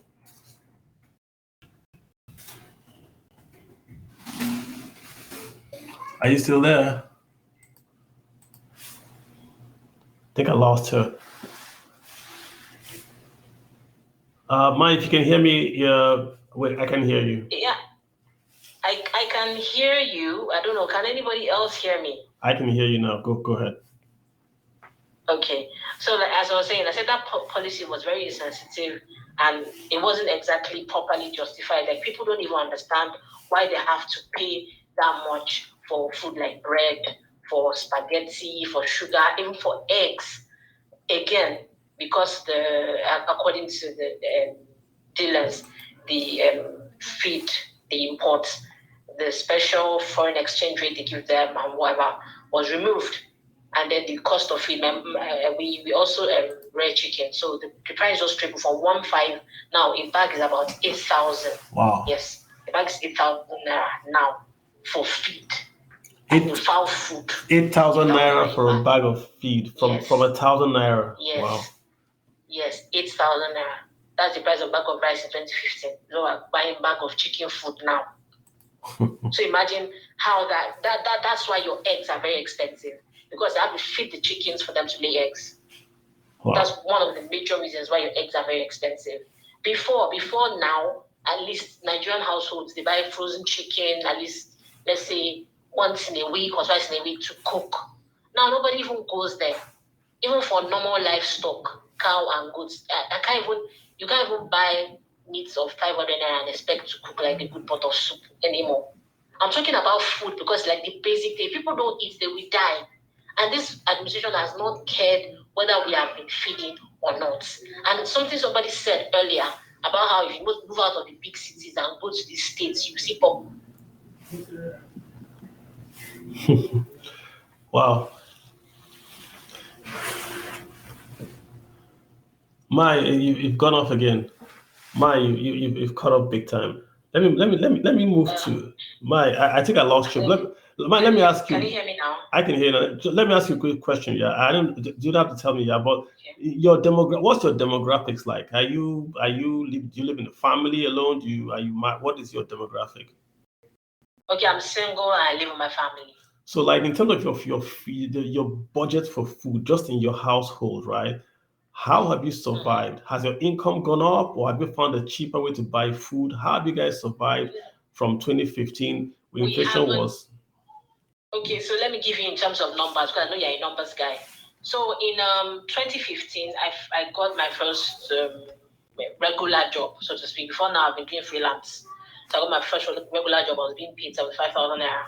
So when I go to the supermarket, I buy staples like spaghetti, sugar, noodles, stuff like that.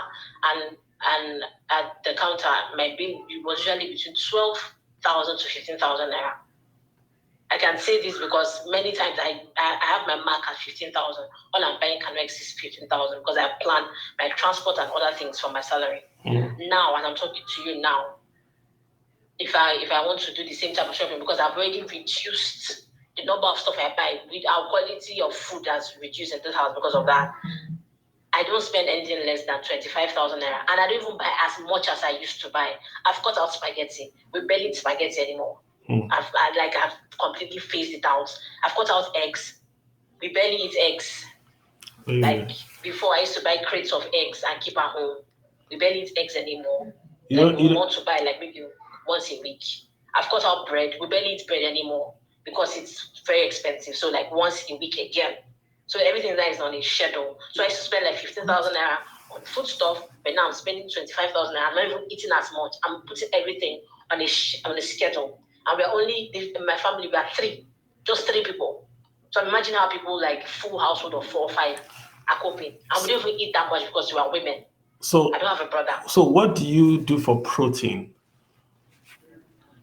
That's another thing. So what we do usually, like I said, we schedule how we eat. So for the eggs, so we do eggs like once or twice a week at most. So what I do is I buy like half crates when I have money. If I don't have money, I can just say, okay, go and buy 6 eggs.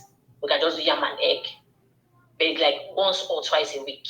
Before it used to be in the house, so we can eat like 1 egg a day. When we are cooking now, we do this. I don't know if you know this dried catfish. So we usually buy like, say, before Before we used to buy like 1 carton, sometimes 2, put in the sun, store for a long time. But now you buy like half carton or just a few, depending on what that month. Because sometimes some unexplained circumstances can come up and you need to spend money. That money has come out from your pocket. So it depends. Some months we can afford to buy half carton. So other months you can afford to buy just a few from the market. So mainly our protein comes from that dried fish and then eating eggs on a schedule. Then for meat and home, just it leads to like 500 or 1,000, which was not what it used to be before. We used to buy and store in the fridge. So it's essentially survive by buying less and moving to substitutes more or less.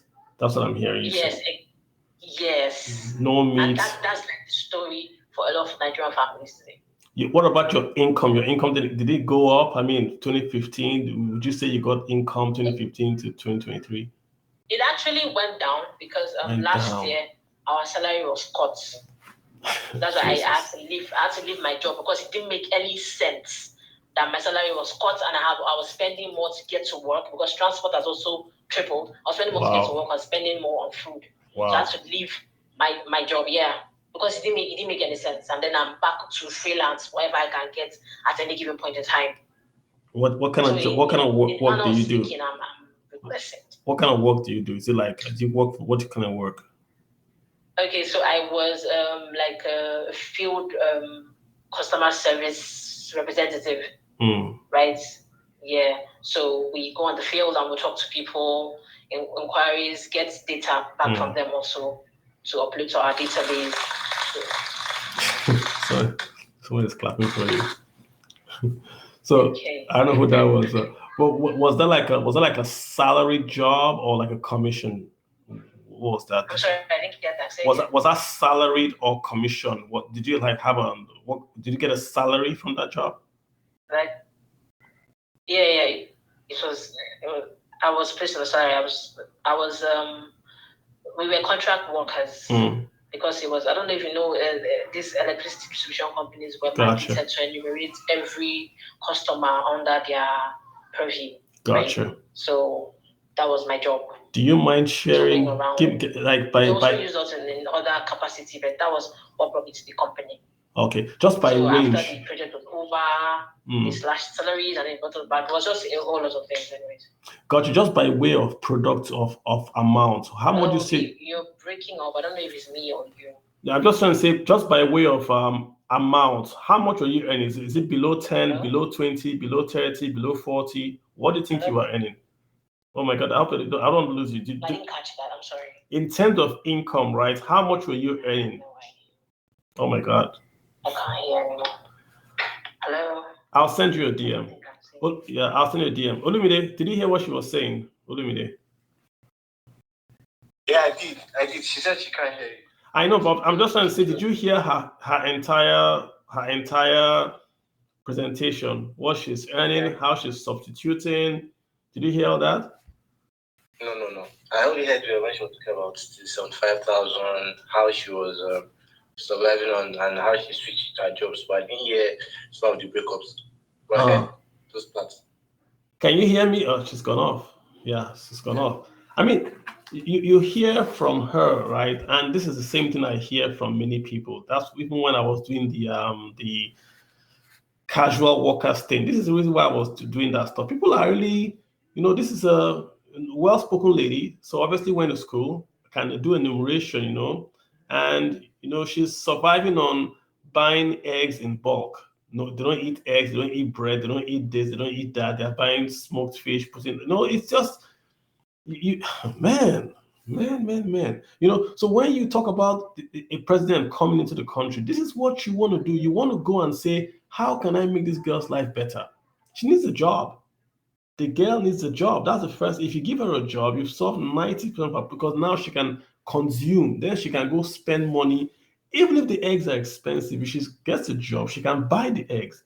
Then those farmers can actually get income, right? Then those farmers can actually now start to also send their own kids to school. So it's this whole cycle starting over again. But when you have a girl like this that cannot even afford to buy eggs or buy bread, so what are we milling the wheat for? No spaghetti. She's not eating spaghetti. Now, wow. Olumide Hoppy, what's up, man? Good evening, Carl. Very Oh, interesting wow. conversation. I just wanted to also drop some my takes. Like you asked for legacy, I think. Yeah. I missed the negativities. I think one of the things that really that stood out was in transactions. If you look at from 2015 to 2017, POS transaction grew by more than 600%. Statistical data will say that from 2017, we had POS transactions just hovering at around 157 billion. Now it's over 600-700. So it tells you that we are seeing more transaction online, and that's some positive. We've seen the birth of more unicorns during that period. During that period, we saw the fact that Stripe was acquired, Paystack. We saw InterSwitch expanding more. We saw Suta getting the unicorn valuation. So those are the positive. But amidst that, it has been very negative.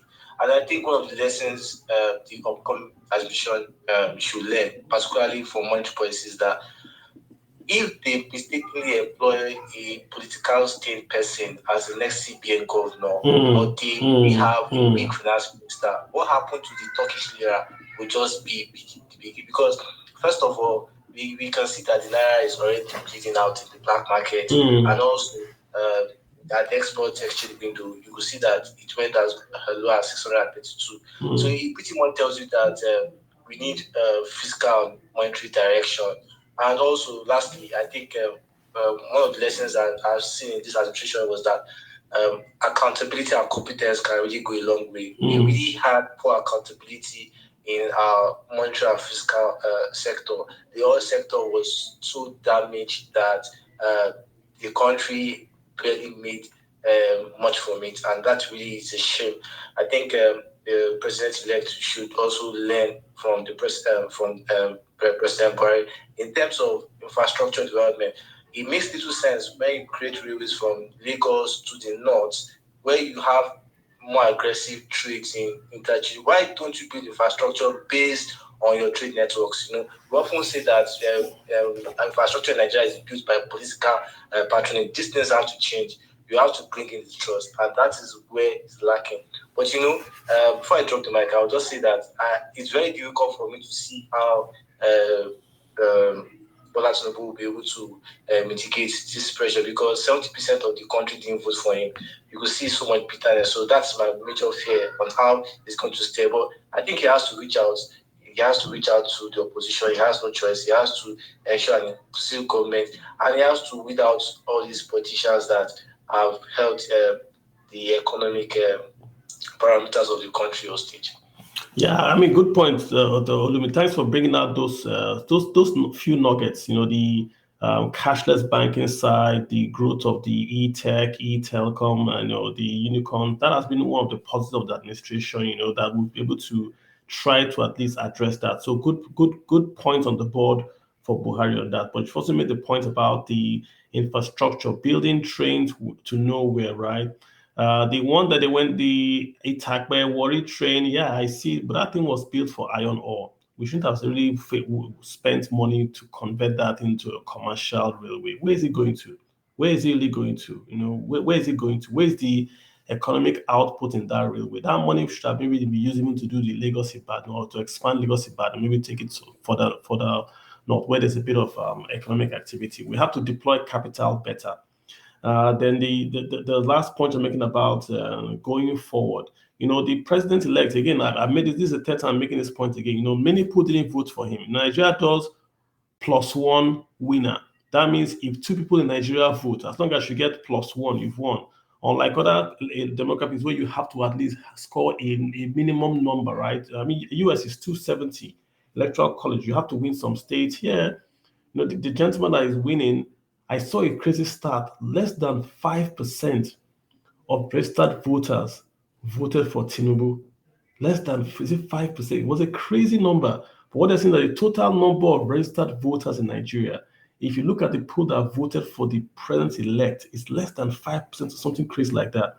So that tells you that, man, when you come into office, you can't afford to do, these people are 5% of 97%, or these people did not vote for me. You don't have that luxury. You have to come in from your cabinet, set the tone. People should see your cabinet and now this guy is here to work. And I'm telling him, all this, there are people that win elections for you. Give them their due. Their job is to win you elections. Their job has ended. Now you need people that can win you an economy. So go and get a different set of advisors. Don't make the mistake of carrying people that have abused people doing elections and making them minister of something. Because already there's bad blood there. Then the CBN governor, like Olumide has said, the CBN governor, the Minister of Finance, I know there's a temptation because Emefiele has shown that the CBN is an ATM. There's a temptation to say you want to appoint your own guy there. But if you do that, people lose trust and faith in the Naira. Why would I keep money in Naira when tomorrow the new president can borrow 100 trillion in Naira from the CBN governor? So I won't keep my money in Naira. And if I don't do that, it affects the Naira value. So get professionals. No, you have 4 years to cement an impact, and it's more than enough time. It's an easy thing to fix. That's what I would think. Olumide, thanks for making that call. May is back. May, I was going to ask you a few questions. I don't know if you can hear me now. Yeah, I can hear you. Please go ahead. Yeah, I was going to ask you what you are earning in terms of what's your income. Is it below 10, below 20, below 30, below 40, below 50? Just give me like that. What were you earning, if you can, that is? Wait, was it before or now? What was the highest income you earned from 2015 till 2023? Okay, so like I said, my salary then was 75K, and it did not change from then till when I left last year. It did not change, no bonuses or anything. It was the same from that time. Yeah, and this is the point I made. I was trying to make all week, that there's a huge number of young people in Nigeria earning below. Do you know how much 12,000 is in dollars? That's $3 a day.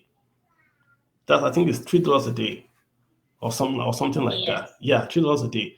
The poverty benchmark internationally is $2 a day. So they're paying you an extra $1 a day. And like you said, you have to go pay transportation just to go there. And what was your highest education level? I have a BSc in mathematics. Man. So you're a BSc math holder earning less than $3 a month or a day. I hope someone's going to take your DM and send you a job. I really hope those guys are listening, or those leaders. Please, if you have an opening, she's a BSc math graduate. I think she's pretty. If you could, I don't know. I would appreciate if someone would reach out to you. Just offer you a job and see. I think you can do it. Yes, I would like that. Thank you very much. I'm also a writer and a researcher. I have worked as a writer and researcher, also in those designations. So if you have any jobs like that, my DM is open. Thank you very much. Okay. Crazy country. This is Nigeria. This is the rubber meets the road Nigeria. BSc math holder earning less than $3 a month in an economy that is spending $5 billion to build a library at the National Assembly. I don't know. Adete, how are you, sir? Adetayo George. Good evening. Sorry. Yes. Yeah, I'd just like to address the lead because I'd just like to address our issue. Because I don't think all of us should be like our opinions not face one side. So, do you have side hustles? Hold on. Her reality is her reality. So, yeah, I know. But so don't address her. Let's do the economy. Leave her alone. Her reality is her reality. What I would just like to say is people's lack of creativity or lack of adaptation to a particular economy they find themselves is not necessarily the true reflection of the economy itself. She was saying something about earnings on fire. That is very insensitive of you, sir, and I would like you to refrain from your whole sentence. Just don't complete it. Just like you said, address me. Talk about the topic of the space or whatever, because I'm not even going to go into the details of what my life has been. And this is not even about me anymore. It's not about me anymore. There are dozens of people that are working with me, My colleagues at one time were up to 1,000 people, and they also share my reality. So whatever you're saying right now, it's talking about those people. So please, that is very, very insensitive. You have no idea what you're talking about, and I would like you to refrain from that thought. And but my opinions are my opinion. So your opinions about my life are not valid, and they're not even your opinions. Adeta, you don't know her. You don't know her, right? I don't know her. No, I don't know her. But I mean, but the point she's making are not. We don't have to know her. Okay, all of last week we talked about Adetayo. All of last week we talked about low earning professionals in Nigeria. 100,000 naira. Let's take 100,000 naira. What is 100,000 naira? Let's use the official rate, not the black market rate. Let's use Yeah. So when you say that, you are saying side hustle. What I'm saying is, for somebody that went to school as a BSc, and then This guy. you get into the labor market, and you're earning 75,000 from 2015 to 2022. That's 7 good years. She's saying what she was paid officially. She's not saying her hustle. She's already told you her hustle, Adetayo. No, Adetayo, she's saying what she was paid officially. Adetayo, hang on. She's telling you on her profile is her hustle. She's mentioned her hustle here.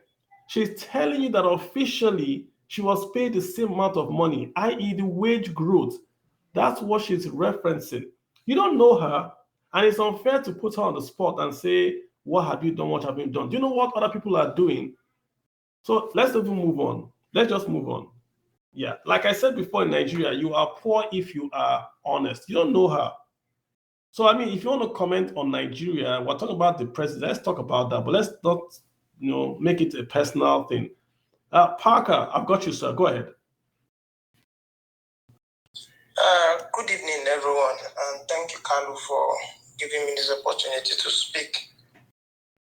Well, I would like to reference the topic and not an individual like the last speaker has done. Truth be told, a lot of things have happened in this country this past 8 years of the Buhari government, which several speakers have highlighted. Some speakers haven't given you real life data. Most of them have spoken from the side of those in the private sector. I want to speak from the side of those in the public sector. And I want to make one specific statement. We used to have the rich, the middle class, and the poor. I want to add one more class to that. We now have the working poor. There are a lot of people who are working in this country, actively working. It's not like they are not creative. They are creative. There's no way you want to push them to that they cannot survive or stand out.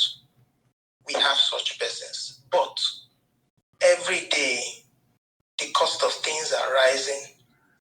And like we have rightly said here, income is not increasing. And it's a general problem. I understand that the Buhari government escalated it, just like some other speakers have said that it was there even before now. We did nothing about it. It is a multifaceted problem in itself. Number one, we have the economic side of it. Number two, we have the political side of it. Number three, we have the individual side of which is where the individual citizens come in. For example, if you look at the agro sector, like we have said, the borders were closed just without excuse. We want to develop our agro sector. But we forgot the fact that we had insecurity hanging on our neck. And there's no way you can go to farm due to insecurity. I am in Niger State. I also farm. I have a cooperative that farms. And our size of farm keep decreasing by the year. Why? You can't go into the bush because you are scared so that they don't kidnap you. And that's a lot of loss for us because now it's a loss on all sides. We are not making good money. Those that are in our employ, the locals, the farmers that normally financially support in these farm processes are also losing their jobs. Just like you mentioned, Kalu, those in the localities don't have currency. They live by the day. They go to the farm, they either farm in their backyard or they go further into the bush and farm. They eat what they farm. If there is a ceremony, like you have mentioned before, they just pick a bag or two of whatever produce they have, go to the market, sell it, raise cash, do that ceremony, and they are out of it. But now, there's a whole lot that this government really didn't do well at all, most especially economically. We didn't do well at all. Next thing is politically, we also didn't do well at all. The incoming government need to check the issue of, like you just rightly mentioned recently, the issue of appointing people just because they worked for you during the election. If you appoint people just because they work for you during the election, they take it as a birthright. And at the end of the day, they will not deliver.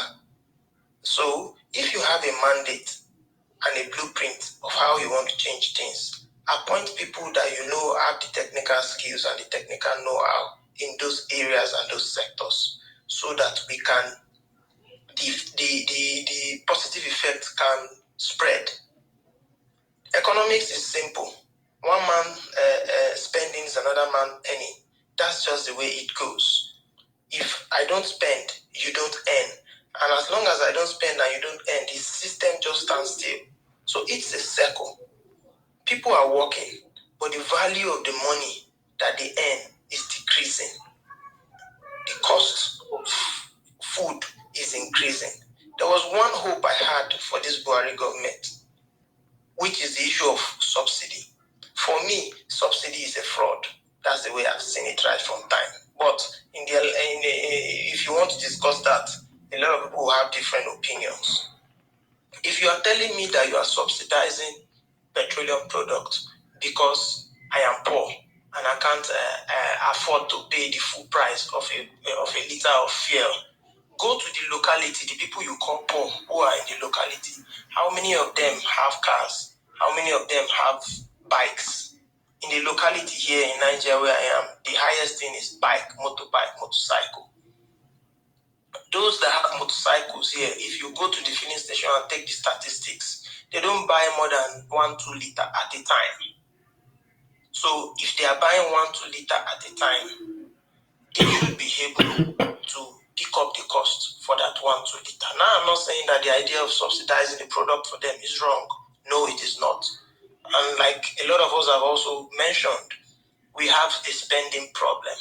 We spend to suit ourselves. If you go, some people are calling it National Assembly. The National Assembly is the biggest problem we have.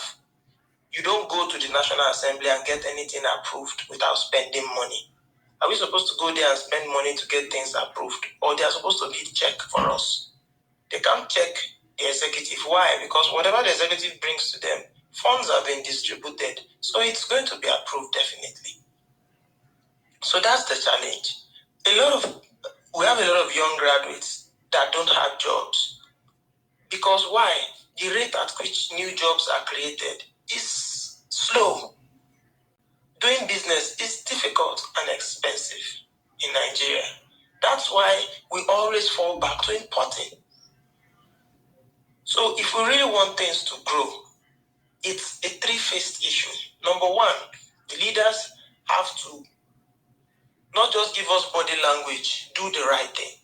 That's the first thing. So the president-elect needs to take that into consideration with his appointment and with his policies. That's one. Number two, economic side of it. Whatever decisions and choices we want to make, whatever costs we want to incur, these costs should be able to give us good economic value. They should be able to raise people out of poverty.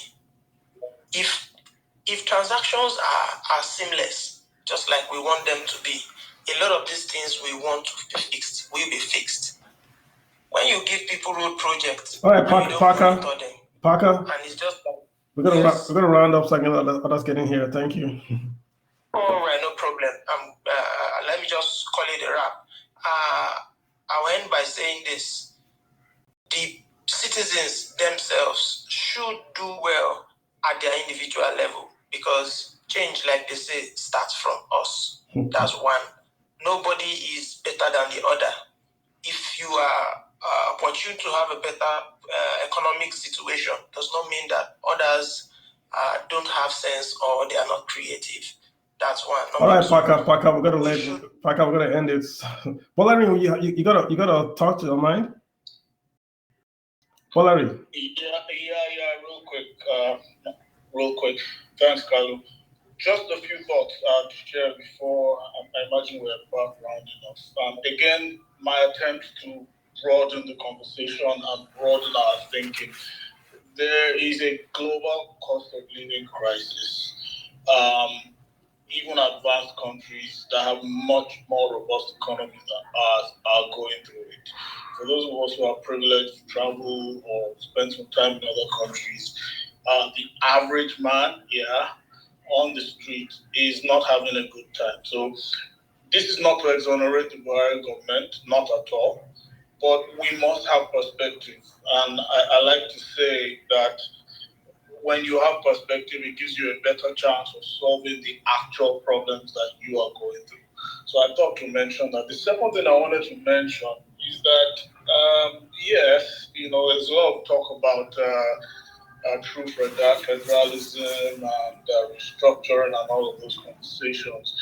But be that as it may, the state and the state leaderships in Nigeria have a lot of blame to take for the current realities today.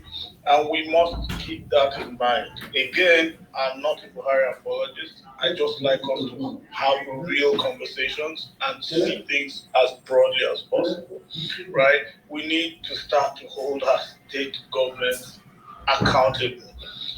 We can't put it all on the federal government. Yes, there are some decisions that are federal in nature and the outcomes are negative. We will hold the federal government responsible for that. But let's be real, the state government, we need to hold them responsible because a lot of what we're talking about can be resolved at that level to a large extent. All right, good call. All right, real quick. Want to say something, Carl? No, real quick. Just want to make it real quick. Oh yeah, okay, sorry. I'll just finish up by saying that because somebody said something that really caught my attention. You build flyovers, you build bridges, you build infrastructure. What is happening to the man on the ground, the average man? And this is the missing link that because Nigeria, we have a really long history of not knowing how to create wealth, and the cost is oil. Sorry, I work in the industry, but that thing is a curse in this country because we just dig it and we sell it. My friends say dig, sell, share. There's nothing inherently productive at scale about that industry. Look at how many people the oil industry in Nigeria employs. It's a dismally small figure compared to our population. What am I saying here? Nigeria we need to develop a culture afresh of creating wealth. When that is at the back of our minds, then the conversations change. Then you build infrastructure for the purpose of making it easier for people to create wealth. When they create that wealth, you can then tax them fairly and transparently. Get money for government to provide public goods that make their lives easier, and then they can create even more wealth. But at the end of the day, it's about the man on the street being able to create wealth. So you build a railway from Lagos to Ibadan, and it's a great thing. But you will notice that there's no urgency about that infrastructure investment. All the shops in the stations are empty. Again, for Ibadan, for instance, those stations, if you look at the road leading to the station, there's a last stretch leading to Monia Station. The Ibadan state governor has refused to do that stretch, unless he has done it recently. The station at Omeadio, horrible road. Yeah? So you have infrastructure reaching your state that should bring tourism. Tourism is jobs that should carry farm produce. Farm produce is reducing inflation. These are things that is how infrastructure translates into wealth building. But we just drop the ball. We don't understand the concept of creating wealth from bottom up as a country. And these are the things we need to change. And that's it for me. Thanks. All right, super. Thanks, Blani, for giving that insight. Oil employs very little, no skill involved. It's quote unquote lazy-ish. So we just get it spending and we move on. Kolawole Awisu with the 10. I love that currency, man, on your buy. I used to have it. Kolawole, what's up? You got the floor? Guys, I'm going to shut this down, yeah? Kolawole, go for it. Can you hear me? All right, let's Len P, Len Poles. I got you up. What's up? Hope they can hear me. Len Poles. I did tell you, did you want to make a comment with, just on your own power, sir? Hello. Can you hear me? I can hear you. Yeah, go ahead.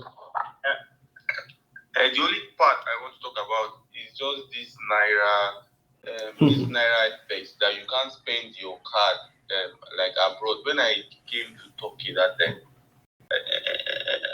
my Nigerian TV card could spend at least $100. So,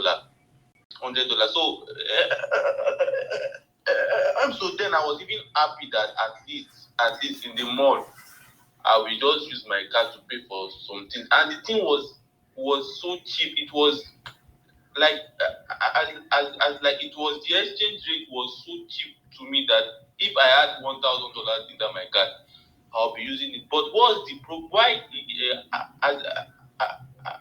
can you explain to me why Nigerian government is reducing the rate? Now you can't even use your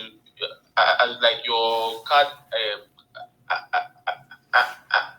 You can't use your card abroad. Now you have to always go to African store to sell them your naira. They will now give you like black market rate. Meanwhile, you would have just used your card to pay for anything you want to buy abroad. Then when you even end abroad, you can save back in your like naira account. Please can you explain why they are reducing? Because that's the question I've always tried to ask. Yeah, because the money on your naira card is CBN dollar. The dollar on your naira card is the CBN dollar, and CBN has no dollar.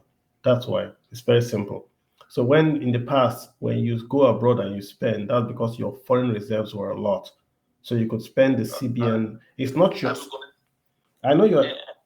So, now we are spending double because we have to go to African stores. I hear you, sir. I'm gonna explain to you so that what's happening is that when you have dollars, when you take your dollars into Nigeria, into your DOM account, and you get the card, it's not your dollars from your DOM account you are really spending. You are spending the Central Bank of Nigeria's money in America. It's like they are the ones that are paying, even though your money is here. So when the central bank has no dollar cash, the banks in Nigeria have got to reduce how much you can spend because they can only get that dollar by buying from the FX market. So if everybody can only spend, I think it's $20. Even if you try $20, it won't even work. We're saying the same thing. That's because the CBN has less dollars available for you to spend. The reserves are down, hence you have lower dollars to spend. That's the reason why. Hope that explains it, sir. Yes, thank you. That's just my problem because I just feel that. All right. That's what is causing these black market rates. No, the black market rate is the real rate, not the CBN rate. The CBN is what we call the fiat rate, the government rate. That's not the real rate. In any economy, when you see a black market rate, that black market rate is the real market-driven rate. The CBN rate is the rate that the government wants to buy your dollars and sell you dollars. But you see, they cannot do it because they can't pay. Like most of your posts, I follow your posts well and learn a lot from it. That is the only question I've been having in my mind. Gotcha. As like making us spend up. Now I understand that. Excellent. Good to know, sir. The black market rate is the real rate. I now understand. All right, sir. Now. All right. Thank you so much, Len. I got you. Udoka, I've got you. Okoeze too. Go ahead, sir. Yes, good evening, no? Yeah, hi. How you doing, sir? I just joined not long ago. Mr. Carlo, thank you for having me on this space and also for financial information you've been dishing out on Twitter. All right. Just to make a little comment, I quite agree with what Bolarin was said about holding state governments accountable, so to say. Because if the states were doing well on their own, majority of the things we are seeing today, at least from 1999, most of the things would have changed. But the state performance has been almost zero, probably 5 to 10% over 100%. Okay? And also again, Bolarinwa, when you look at the exclusive list as well, you realize that there are so many things piled up in the exclusive list, of which if some of those things are being released out so that states can participate in such infrastructure, it will go a long way to help. Just like the recent one of I think the seaport, railway, and the rest of them. So if such things are done regularly, it will help the states to also build up in terms of infrastructure and then have economic design for the states. Then your first response was about the increase in cost of living across the globe. I quite agree with you. There is an increase in energy costs across the globe. But let's not forget, like we normally hinge it about COVID and the rest of things. Let's not forget that this government came into power before COVID came. I'm actually in Nigeria and I'm in the health sector. Okay, we deal with medical equipment and all of that. I can shock you, my brother. Equipment we used to buy $14,000. Just of recent, in the issue of COVID, it increased by $1,000 to about $15,000. Okay, that equipment, 2014, 2015, we sold those instruments to NCDC, and we're even begging some of the laboratories and hospitals to get them at 4.5 million. Today, as at 2017, 2018, that instrument is 18,950,000, and we will not give it to you to pay on installment basis. But 2014, 2015, you could take that instrument and have like 6 months to 12 months to pay 4.5 million. What happened? The exchange rate. So if you multiply the 15 million by the $15,000 by 730 naira, we source dollar from the parallel market, and then do a 40% clearing, freight clearing and local logistics. Then a markup or a profit margin of about 1.5 to 3 million is what you're going to have on it. So this present government performance economically is almost zero. It impacted us negatively. Okay, so when you go to market and you see these things, you realize that a lot of things went wrong. The global influence, we agree. But when you check the rate of increment of items, like as I just mentioned, from $14,000 to $15,000, that's about $1,000 difference. So when you do the percentage, you realize that the things that were sold at maybe $4, at what rate it increased, maybe to 5 or to 6. But ours just went astronomically high because few things that were supposed to be in place were not put in place. Who are the people in charge of the economy? What are the policies that are being rolled out? At the end of the day, these policies falls back on Nigerians. And we all have the baggage and have all the effects. Like this other guy made mention of, people who go to farm or who are farmers no longer go to farm. So borders were closed. Where do we cultivate this rice? If banditry is ongoing, kidnapping is on increase, who then will go to farm to be able to get this rice produced, to be able to get the cassava, to be able to get the yam? Even in some cases, you may finish planting and the fear of going there for harvest will be another thing. So the impact has been greatly felt. And I'm wondering if there will ever be a reversal, because our economy is almost like, we used to say in school that it's a mixed economy. But the whole basis revolves around the oil. We are unable to put things in place that will help in turn generate revenue. So the states should be held accountable. They should be able to do better. The state government should be able to do better. And then the federal government that is in charge of managing the economy should also up their game. Put the right people in place. Okay? Like as I used to say, maybe in discussions, that most times it's not just about the leader. Who was this leader before he or she became a leader? He was once a normal or ordinary Nigerian with a character which is known. And then he becomes a leader and you suddenly want that individual to change overnight. No. This is a character and individual. We're going to round up. We're going to round up. On this life. Okay, so having the right people in the right place of leadership will help us to turn around things. All right, thanks, Udoka. Thank you.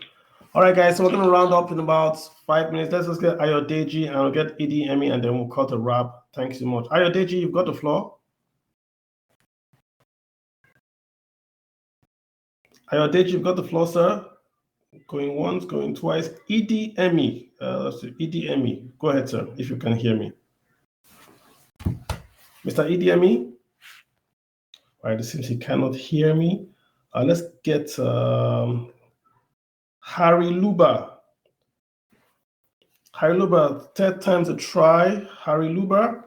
All right, sorry about that, guys. Seems like you guys can hear me. So let's wind it down. 1:36 p.m. over here. Let me look at the time in Nigeria, about 9:36, guys. We'll be here since 7 o'clock. We're just trying to talk about all we are trying to do, really, right, is to x-ray what Buhari has done well and has done poorly. I gave mine at the very, very top. The capital control that they did, the paying fuel subsidy, even the border closure. And I said, if I had my way, if I knew what I knew now, I'd just simply have bought dollars. Don't buy any stock. Just have bought dollars and just waited for them. So when they devalued Naira, I'd have made a lot of money.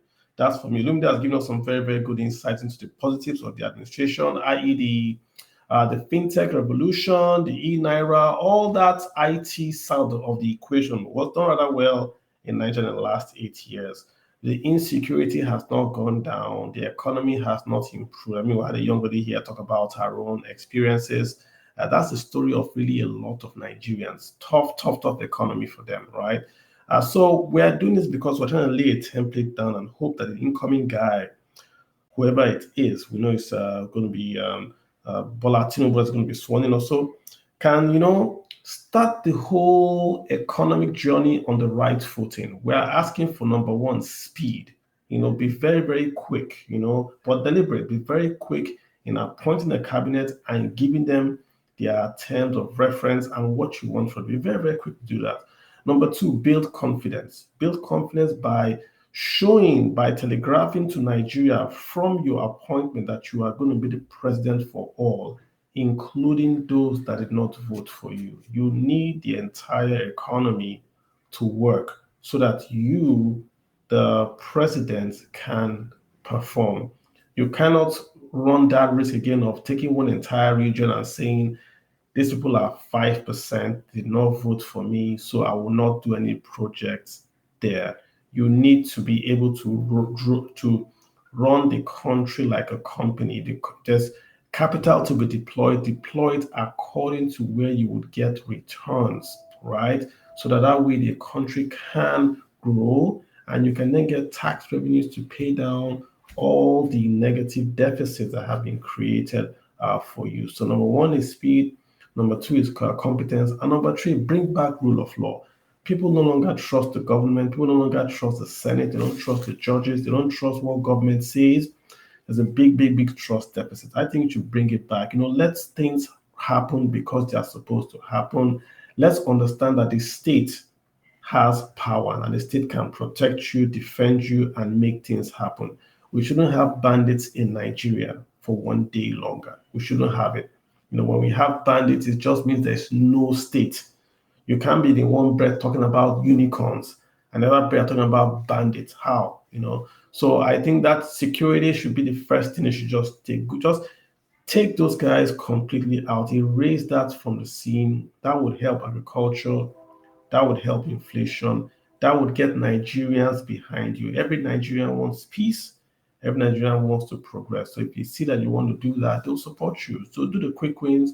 Do the wins that Nigerians can get behind you on, and then things start to look better for you. We all want the country to succeed. All of us in our own way. We want the country to succeed. So you have that going for you. On that note, guys, let me let you guys go and enjoy the rest of your weekend. Next weekend, again, we'll be back. I will then take more of our economic topics as well. And I wish you guys the very best. Last thing, just to plug my book as well. Guys, I always do stick on the personal finance side, and I did write a book. It's available on Amazon. Let's Talk About Your Money. Do get it. It's an excellent read, excellent gift as well. If you do get it, I think it will bless you. It's a great investment you can make for 2023 as well. On that note, guys, thanks for dropping by and spending time with me. Wish you the best. Take care and bye.